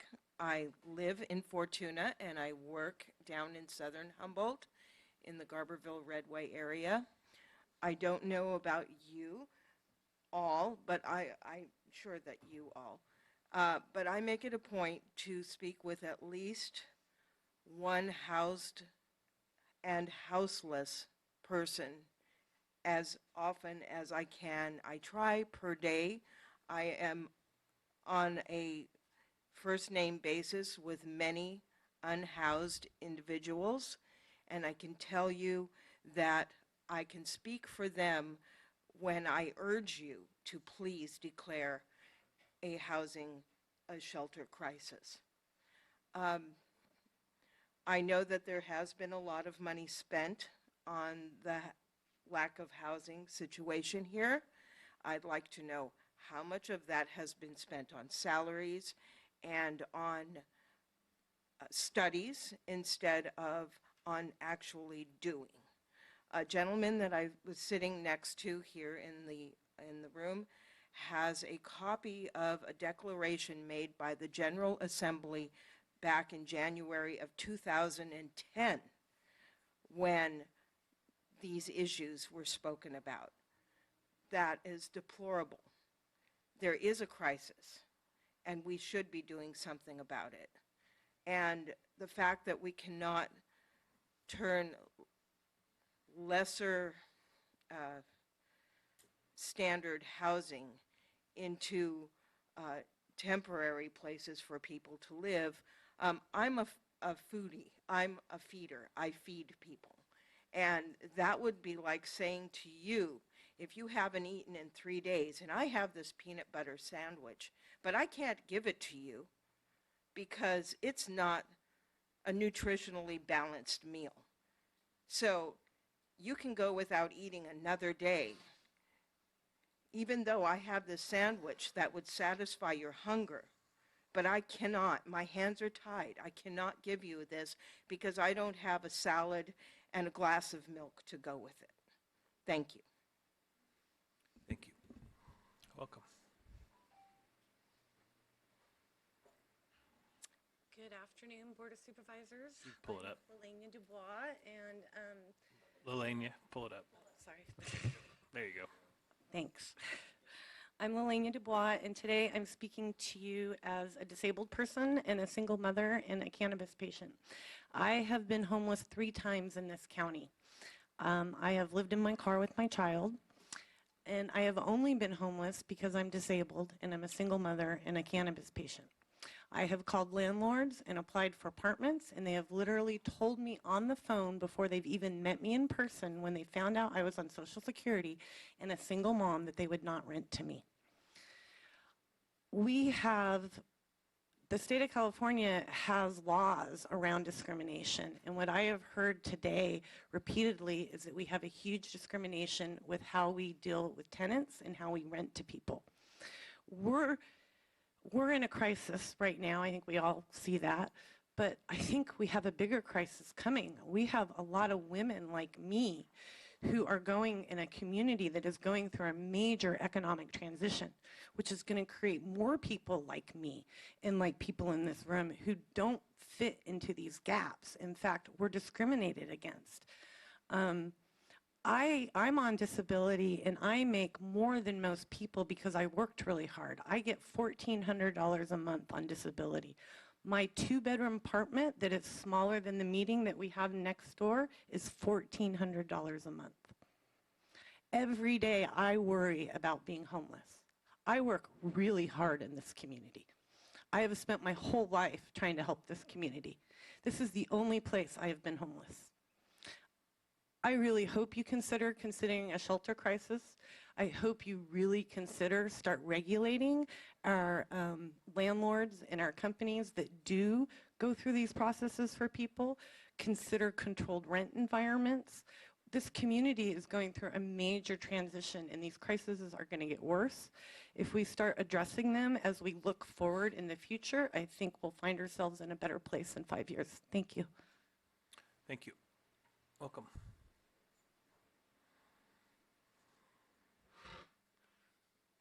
My name is Roy Dahlberg. I'm a retired attorney. I practiced criminal law in Sacramento for a long time, and I saw Sacramento do all the wrong things with homeless people, and I represented a lot of them in criminal prosecutions that didn't need to happen. I actually have only two brief things to say to you today. A number of people have asked you to declare a shelter crisis. I would ask you to admit there's a shelter crisis. And secondly, I think you need to convene some kind of task force to address it, including all the people who have an interest. It might be done by the Homeless Coalition. I work with AHA. We'll do it if nobody else will. We'll put together a task force. We would like you to hear what we have to say. I know this is a busy time. Please do that. Admit your shelter crisis. Thank you. Is there anyone else that would like to speak?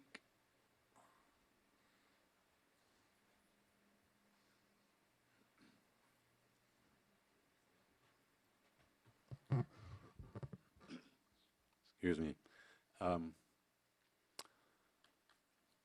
I support the shelter crisis declaration admittance, and thank you for bringing it forward, Supervisor Mike Wilson. You did get some help with Virginia Bass, but she's been around a long time, and this has not come up before, so let's lay things on the table. A wonderful presentation, so much information, and what did I hear here? It's Floyd Squires was given a lot of leeway. It was apparently it's okay to have illegal, not up to code housing as long as somebody made money off of it. But we're talking about and people are talking about lesser than standard. We're not. I don't believe anybody's talking about let Floyd Squires let him be rehabilitated for his slumlordness and let the properties not be. We don't want to have unsafe properties, but sanctioned campsites are a step up. You see, going from owning your house or having a nice place to Floyd Squires, that was a step down. We want people to go from living, as it said, in the mud and the rain and have a step up into something. Now, I went to that beautiful hiking area that people were down there, you know, they got kicked out. It's beautiful, and there was a nice flat wooden platform that I believe was to help people stand, sit, or something. I thought to myself, how much did it cost to make that? It's out of the mud. What if there was a sanctioned campsite? You could put a lot of flat platforms that people would love to put their tents on. It wouldn't cost very much. Just depends. This whole thing takes a big shift.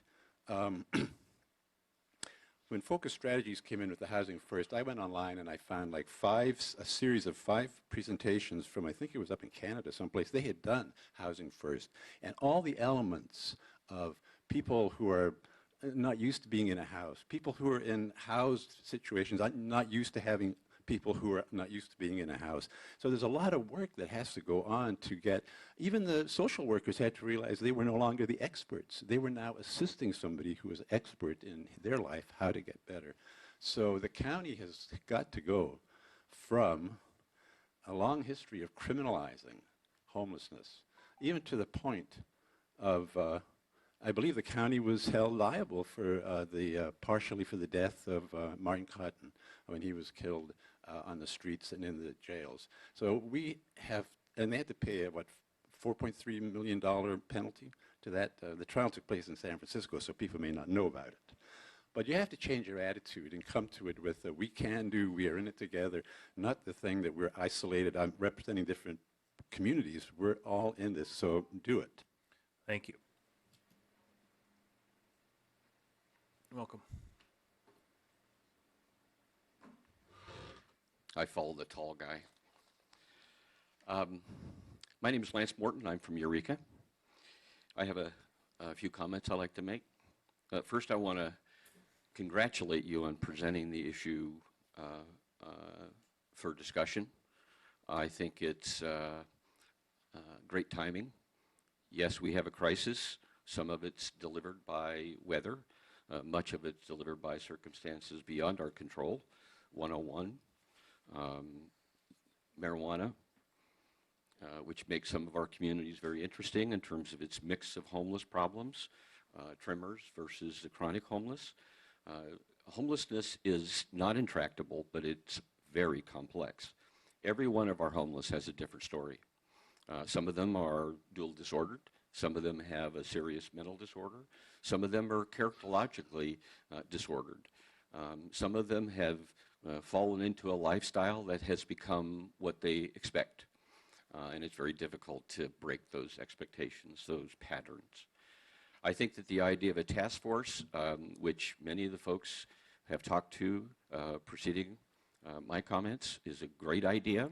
I would caution, though, that a task force suggests that it's a one-time, let's take a look at the issue and solve it. I think you need a commission. Housing First, the program that George Bush brought to the federal government from Texas under Mangione, who's at HUD, was a great concept. It is a great concept.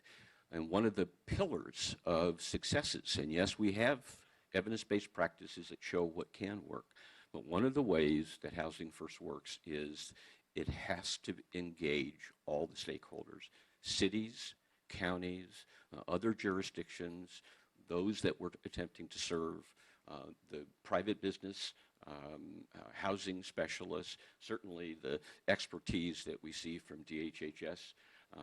I believe they have great expertise. I think they're limited in their impact because we pay out a lot of money for our homeless problem at St. Joe's, the Sheriff's Department, the police departments, but those funds are not integrated into trying to solve and prevent those issues. So I think a commission is a great idea. We do have evidence-based practice programs that have worked fairly well. California is anomalous because we have 70,000 homeless, by far the largest homeless population in the country. So our problems are a bit unique and require a coordinated, deliberate look-see. I would also encourage the board to have a workshop that you dedicate a day, either before the commission or after the commission, to discuss these issues in more detail. Thank you. Thank you. Is there, welcome. My name is Linda Lee, and I live in Manila. And I'd like to open my statement by saying I think when we discuss homelessness, we have a tendency to lump all homeless people into one large group. And I feel like there's probably about 5 different subgroups of homeless people that each need to be treated in a slightly different way, or maybe a largely different way. And during the point in time count, I interviewed homeless, mostly men, living in the dunes in the forest on the peninsula. And almost to a person, these were a different group. Most of them valued their independence, and they had quite a few strengths. You know, I don't condone the little structures they built, but most of them were pretty clean, and they didn't want to be on the streets in Eureka where they felt more vulnerable. So they had gone out and found these little spots, and almost every one of them said they would be willing to pay $300 a month rent if they could find a place, $300 to $400. Most of them had some kind of income. I have a dream about my town of Manila. We have an 11-acre park out there, and it has a campground on it that's very underutilized. And I picture a little village that could house people who are newly homeless, because I want to remind us that homelessness breeds drug addiction and depression and mental illness. You know, when you find yourself in that position, you need to find relief, and so people tend to go that direction. The population I'd like to target are people that find themselves newly in this predicament. And I would like it if my town of Manila could open up some of our vacant campsites. We already have the infrastructure, water and sewer, to a couple of families, several trailers. I picture trailers that are sitting around in people's backyards all over the county that could be refurbished, and the future tenants would help work on those trailers. But there's lots of logistical hurdles to overcome, as well as NIMBYism in our own town. But I think even each little inroad that each community could make to take care of a few people is going to get us on our way. And I'm going to introduce, the next up is my new friend Tyler. Thank you. Welcome. Yeah, I just wanted to say that I'm one of those people living out in the dunes, and it'd be nice to get some place to be warm, you know, because I have nowhere else to go. So, yeah, it would help probably more than just me, but it would definitely help me. So. Thank you. Welcome.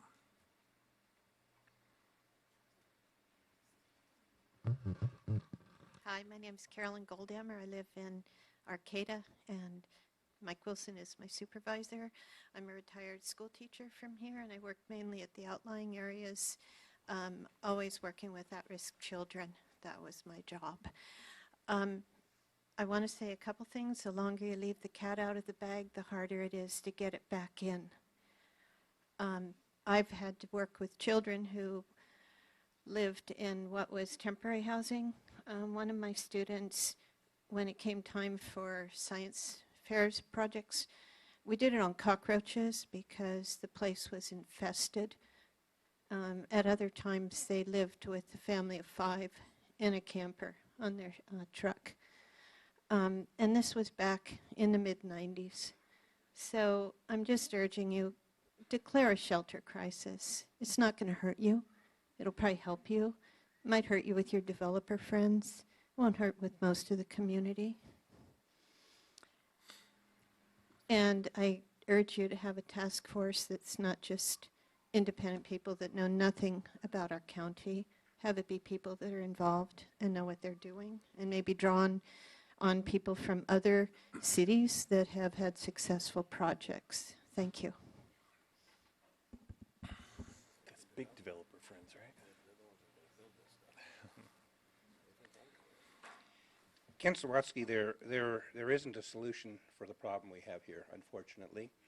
Humboldt County, we can try. We can mitigate it, like, you know, finding the housing that Rex was after there.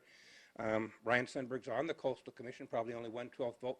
Maybe he can get that conveyance to them that we need leeway as far as what we're doing, because I continually hear, well, it's in the coastal zone, we can't do that because of that.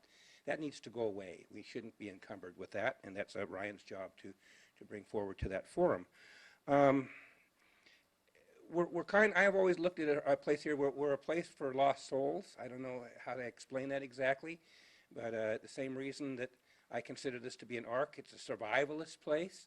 The tribes came here to survive, and so we will continually have more and more people that are the lost souls coming here looking for an alternative way to live. So how do you facilitate that? You're not going to get rid of it. You're not going to change them. That's what the way some of these people want to live. So I don't see a fix. I really don't. But all I can say is you can minimize it. I don't know. I guess the question you should ask yourselves is the shelter crisis has been brought here repeatedly, and I've been in the forum for the last, I don't know, 6 years now. Seems longer. And nothing seems to have been done. Some great experiments. You know, we're done with the village thing and working with Betty. But it's going to take a little bit larger size project, something a little bit out of the box, and it probably is time. I don't know what the negativity of the shelter crisis is. I know it sounds like there are some positive things. Call it something different. If that name bothers you, just rename it something different, but find some kind of a solution to mitigate the problem as best you can. Thank you for my opportunity to speak on this today. Welcome, Louis. Hello.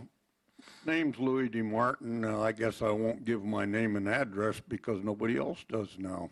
I will comply if the rest had to. I live in Balboa Road in McKinleyville, not to get confused with Rocky Balboa. The main problem you have here is this board here are relatively nice people serving the public, but they're not a pissing post for everybody that refuses to accept responsibility, number one being Humboldt State College. Even Dr. Rudy Becking would have looked at things a little different while he was taking everything away from the rest of us.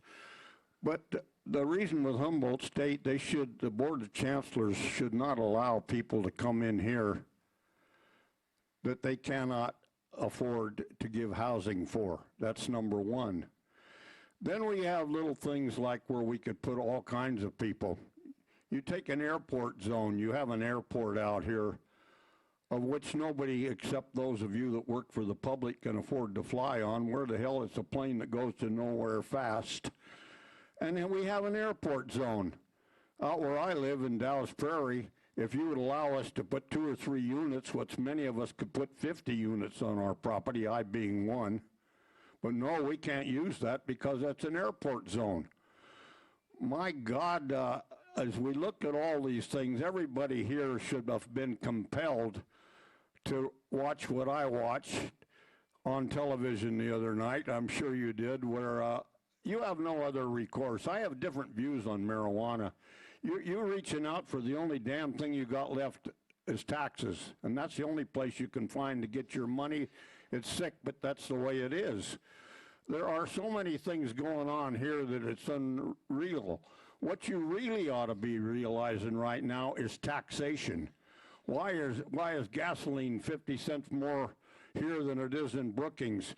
Why, when you go to McDonald's for hamburgers, should you pay fine for the hamburgers? But it's taxation, taxation, taxation. Why, if you're in Silicon Valley and you wish to go to Dallas, it costs $2,000 for a U-Haul. If you wish to come into California, it's only $1,000. You look at that for yourself. Because like most people, I'm here before you to stand behind you to tell you something I know nothing about. But it's time that this Board of Supervisors quits being used as a pissing post and others be made responsible for those that they wish to take care of. God bless you and have a nice day, hippies. Well, that's the way to end it right there, huh? Okay, anybody want to follow that up?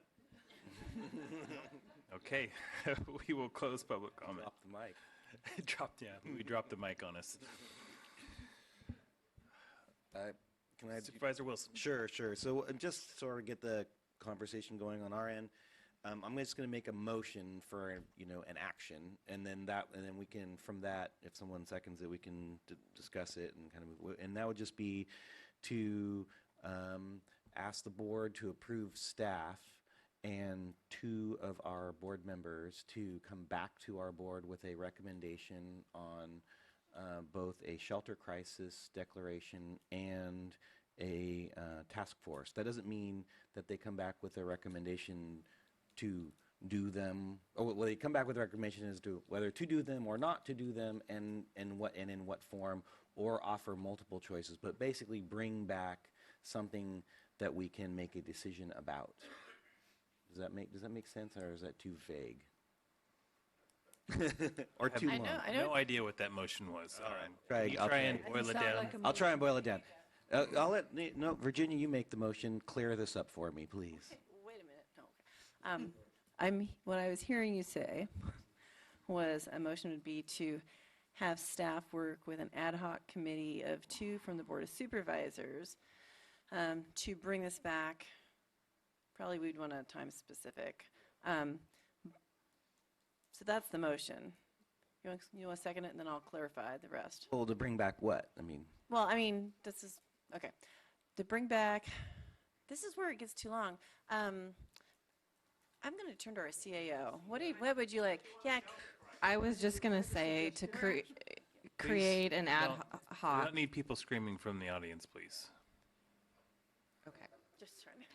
I think you would like recommendations on whether to declare a shelter crisis and whether to create a homeless or housing task force. That's what you said. That's what Yeah, good enough. So. Okay. Thanks. Okay. Thanks, Amy. Supervisor Fennell, then Bone. Actually, Supervisor Bone had his hand up. I'll go after him. Okay, either one. Before I vote on it, I'd like to know what the restrictions are of voting for a shelter crisis now, because it's going to have to come, and I don't know if we're not going to reinvent it, so I throw that out there. The other thing was mentioned that we hadn't done anything the last 3 years. I think I have housed homeless in the last 3 years. I've worked my ass off with a couple people, so I take offense to that. We haven't just sat up here and done nothing. And I'm good with being a piston post. I'm okay with that. You can yell and scream at me. But the problem is, this task force, it sounds like, and I'm just looking from a 5,000-foot level, everybody that's put on that task force better bring a bag of cash to build something. Because I even heard even our developer friends may be upset. Well, Danco is a developer, and he's building most of the units now. I mean, I don't know what, if we take the developers out of this, I mean, I don't see any of you guys with a carpenter's belt and 40 units of lumber ready to build something. So instead of throwing stones at people, we're obviously going to have to work with everybody involved to do this, to find the money to do it. I helped with PG&E outside the box, much to the dismay of my CIO, and says, hey, I've got 9 trailers. Where do you want to put them? I've done my job. I mean, and those trailers are very, very well put together units. And Betty Chin offered to step up. The container units was over a $100,000 investment, and we made that work. And that's working fairly well. And almost, they're turning those people over and actually getting them into housing and getting jobs. There is no lack of jobs. I can tell you, if you want to clean up and you can pee in a bottle and pass it, you can get a job. Come call me. I'll get you a job if you can do those things. But what I'm saying, we have to work together on this. We have to work with the development community. We have to work with the landlord community, as I said earlier, if this is going to work. So I don't know what the difference, what we're going to bring back on the task force. I think we had a homeless task force that used to meet every other week in Conference A for quite a while. I'm all in favor of finding some answers, but I need a little more direction on it. Supervisor Fennell? So, you know, you brought up that question of positive, negative of a crisis declaration. We don't know. We've had people say to us, this will commit you to something that you will not be able to afford, blah, blah, blah. So my feeling is, first of all, I would like to offer my appreciation for the fact that we have had this discussion. It's been really, really good. I've heard a lot of good input, and that's why I think a task force is a good thing to have. Task force can maybe then say what the benefits or not of a crisis declaration are. What I would like to see is more action, and I've heard people reference that. I liked what Lance recommended, that eventually there might be a commission, that could be recommended by the task force. But I don't see a task force being something that just has meetings and that's it. I see a task force, and this is what I would ask staff to come back with recommendations, comprised of certain individuals or certain representatives of certain components of the community, such as development, et cetera, to say what exactly we can do given the wealth of knowledge that we have and the situation we're in. And I don't think it has to take that long, but I do think that the discussion today was a good one, and this would be an extension of that. So I support the idea of the task force, and I think we have a lot of information. It's just the how we go about it in our own very individual way as Humboldt County. Maybe we can come up with some solutions that other locales have not. I see the planning director in the House, and I know that he's somebody I really like working with, and we may have some creative solutions in terms of what kind of housing we can create here, where it can be located. So I think there's a lot that can be done, and I'm in support of the idea of forming a task force with eventually where it goes. But I don't want it to be something that goes on forever either, you know. Supervisor Bass? Thank you, Mr. Chair. Well, first, before I make one comment, I've already set up an appointment to talk about the idea of the dollars and bringing some substandard housing up, or not. So see, something is already happening while we've been here. So that's a good thing. It helps when people in the audience, know what I'm thinking. So, and then I think, Roy mentioned he wants us to, Mr. Dahlberg, where'd you go? Admit there's a crisis. I think everyone up here does admit there were a crisis. I admit there's a crisis. That's why we're talking about it. We're not ready to take the step of, because there are legal implications. There are, it is something worth really looking at, but this is the first time I think we didn't have this in-depth of a conversation 4 years ago or whenever it was. And I think everyone's brought up, really good points. And I think Supervisor Bone is the person who has been the most actively housing people through the years. And he's not he does it we all do it a little differently, but this is something we need to work on together. I like the ad hoc committee idea.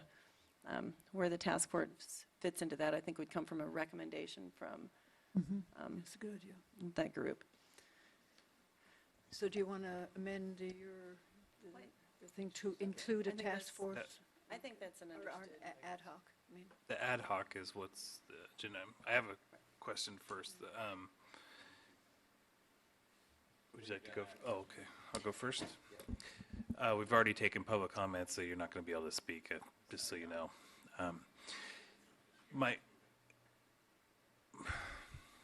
My question is, we have the Humboldt Housing and Homeless Coalition set up now, and keep talking about task force, and I'm wondering how those two mix together.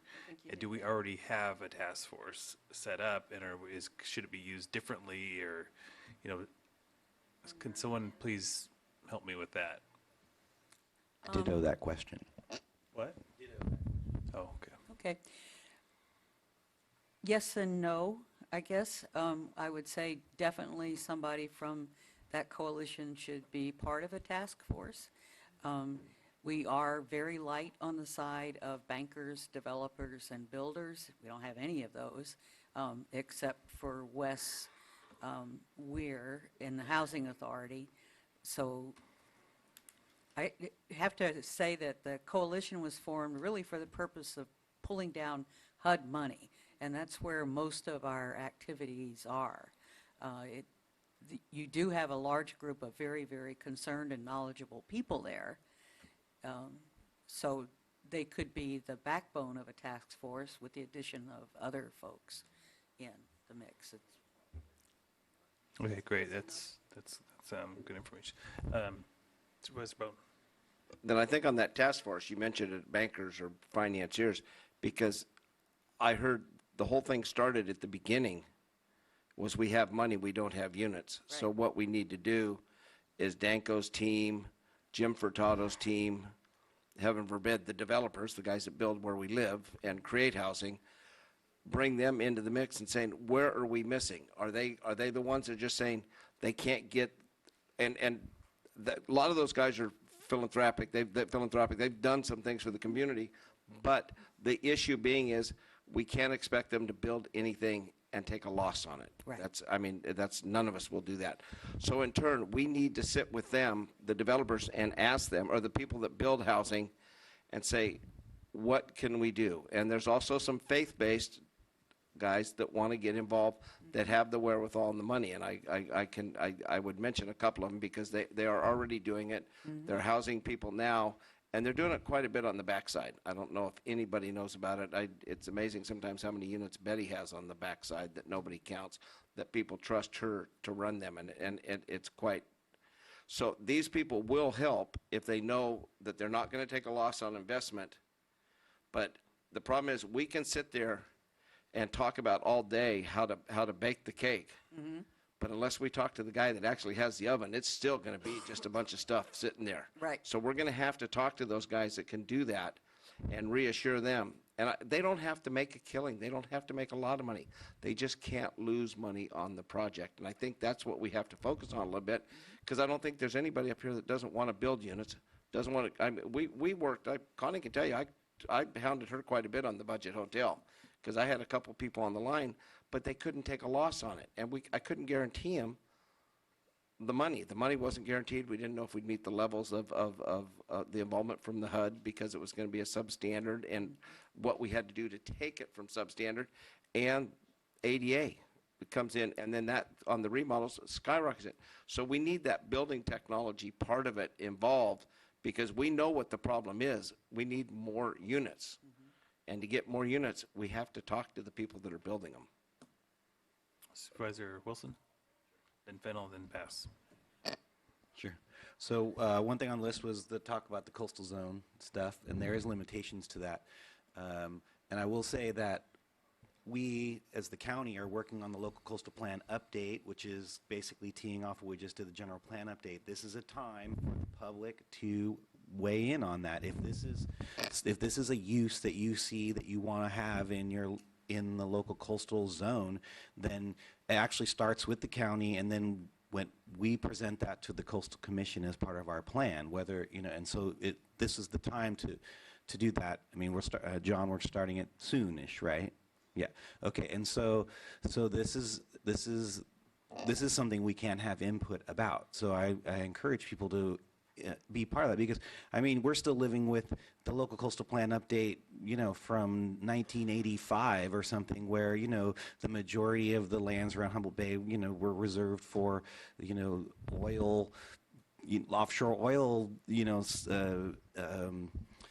support. And we're obviously not, well, maybe we're not obviously going in that direction, but now is the time to really talk about whether these land uses are things we want to do. And so now is the time, if this is part of that, and the local coastal plan and the Coastal Act is part of what you want to amend to address this issue, then that's coming up. The thing I'd also like to mention is, I want there was the term throwing money at this problem, and we should be careful about how we use that terminology, because oftentimes we're talking about, we're spending money, oftentimes it's investment, oftentimes it's people doing things, and so when I get a little bit nervous when we say that, because we may be offending those folks that are working on these things. We're paying people to, most of that most of that money is being spent on people working to try and address these problems. And to be quite honest, this is tailpipe engineering. We're at the, we spend a lot on homelessness because we're in a society that creates homelessness. And so we're in a society that really, I mean, when, I don't mean to, quote Bernie or whatever, but when you really take 50% of all new wealth and push it up to the 1%, we're fighting for the scraps at the bottom. When you're a nation that spends, the equivalent of the next 6 nations on your military, then this is what you get. What we've seen is, in a lot of nations that have a lot less homelessness, they're spending a lot on their social programs before people become homeless. Okay, this is like way before. They're spending on child care, they're spending it on education, and they're spending on ways to keep people from ever getting there. And we're spinning out of control at the bottom and fighting for the scraps. So my point of that is, it gets easy to point fingers at everybody doing stuff, and Rex does a ton of stuff really helping people. It's really true. And we have staff that works really hard to try and help people. But, we have to understand there's a larger societal pressure that's got us into this place. And Humboldt County, as hard as we're going to work on it, and I'm going to agree with Kent on this, we may not have the ultimate solution. It's going to be, it may be down the road, but we're going to do our best. And from that, I'm just going to say I'm ready to vote on this thing. And first we have to nominate who's going to be on this committee, and it can be anybody but me if you want. I don't really need to. And I Well, think, yeah, so maybe we should try and focus this back down. We've, a lot of this stuff is going to be answered not today, and we can probably talk for another 5 hours on all this stuff, because there's a lot to talk about. But the question here is, staff, and I'm assuming that's Department of Health and Human Services staff is going to be working with an ad hoc committee. Yeah. Is that true? And CAO. Sure, whatever you'd like. Okay, so I just want to make sure all this is clear.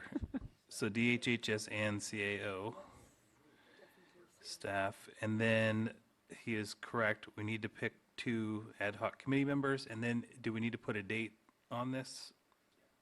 It should be time sensitive, so I'd suggest 30 to 60 days. Okay. I go for 30. Yeah, faster the better. Okay, so who made the motion? Did you make the motion? Yes. Yeah. Would you like to change them, or let's try and pick the 2 first, and then we can add the 30 days to the motion? do you want to do the motion? Okay. Yeah, let's do the rest, and then we'll just fix the motion. Okay. Supervisor Bone? and it's not that I don't appreciate the CAO's office. I think having them. That never I ends don't, well. I don't think having them on the task force is what's directly needed, because I think all the knowledge is with DHHS. But I It's no? not the task force. That's just the ad hoc. Ad hoc. The Is there anybody interested in being on the ad hoc group? I'll do it. One? Is there another one? Estelle, I'll do it. Estelle, anybody else? Well, you can't. We can Do you only want have it? two. We can only have two. And That's like urban and rural. Yeah. okay, and so would you like to re-clarify your motion? I'm going to turn to the CEO to make sure it gets everything it needs in it. So what I think I'm hearing is to create a 30-day ad hoc to present recommendations on declaring a shelter crisis in the formation of a homeless and housing task force. This ad hoc will include Supervisor Rexbone and Estelle Supervisor Fennel. That's what I heard. Yep. Are you okay? Modified. Yeah. Okay, seconder's good. County Council Blank. Sure, just to clarify, we've done 30 days before. Does someone have a calendar to see what a board meeting is?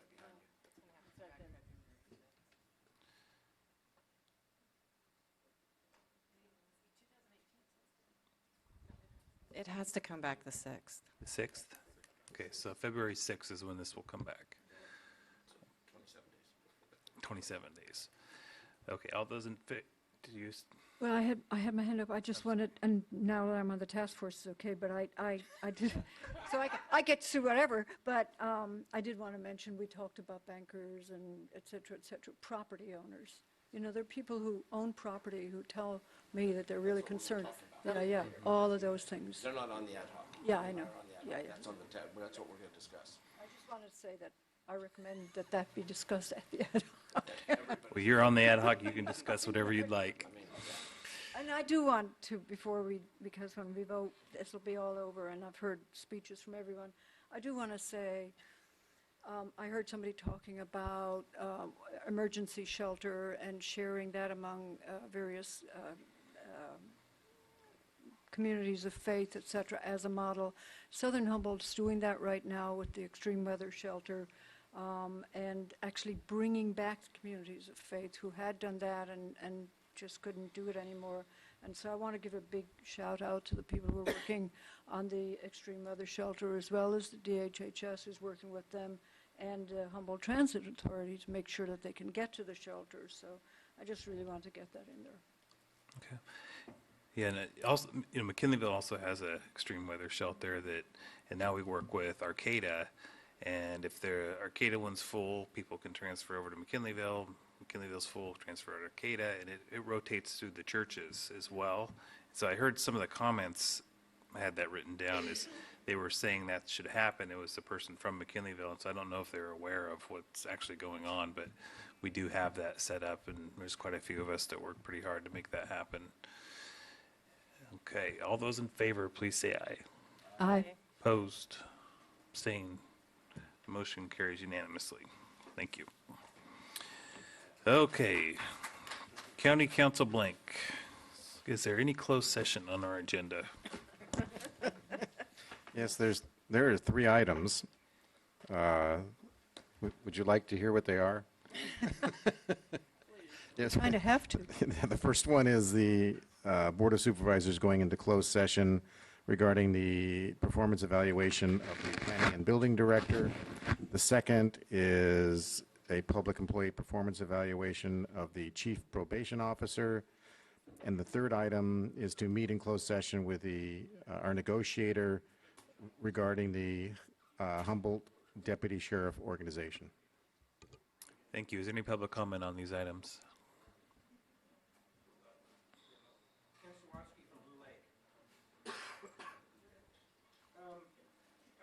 I did want to comment first on item number 2. Your chief probation officer has done an exceptional job here. Hey, we can't hear. Oops. At a time of I'm sorry, a while ago. Would you mind starting over? Of course, I don't mind. I'll do it again, replay. Item 2 is what I wish to speak on, and I did wish to speak on our chief probation officer.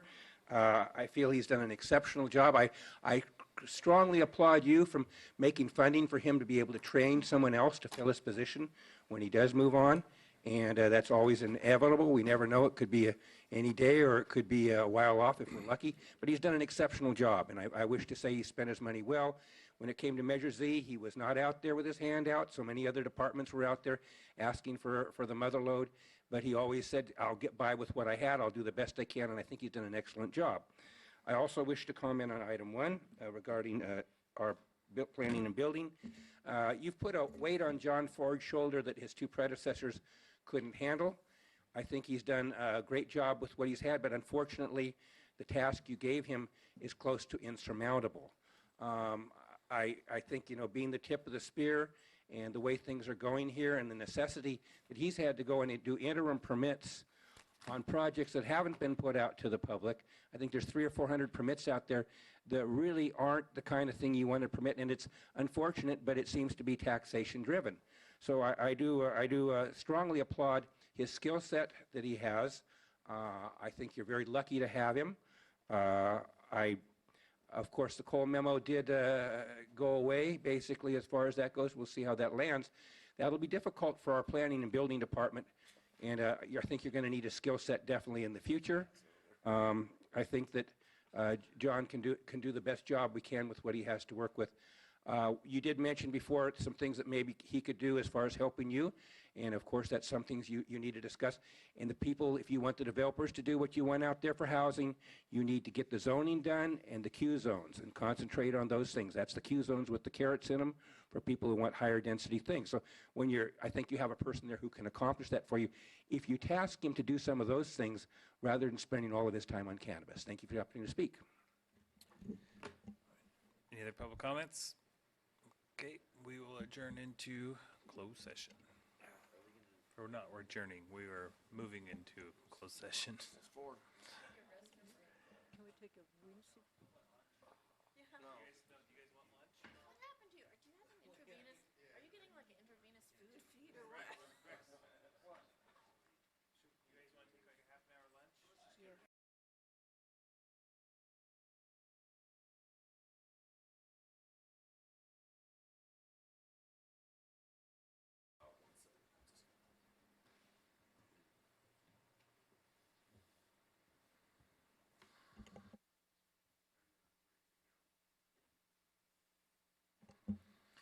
Okay, welcome back.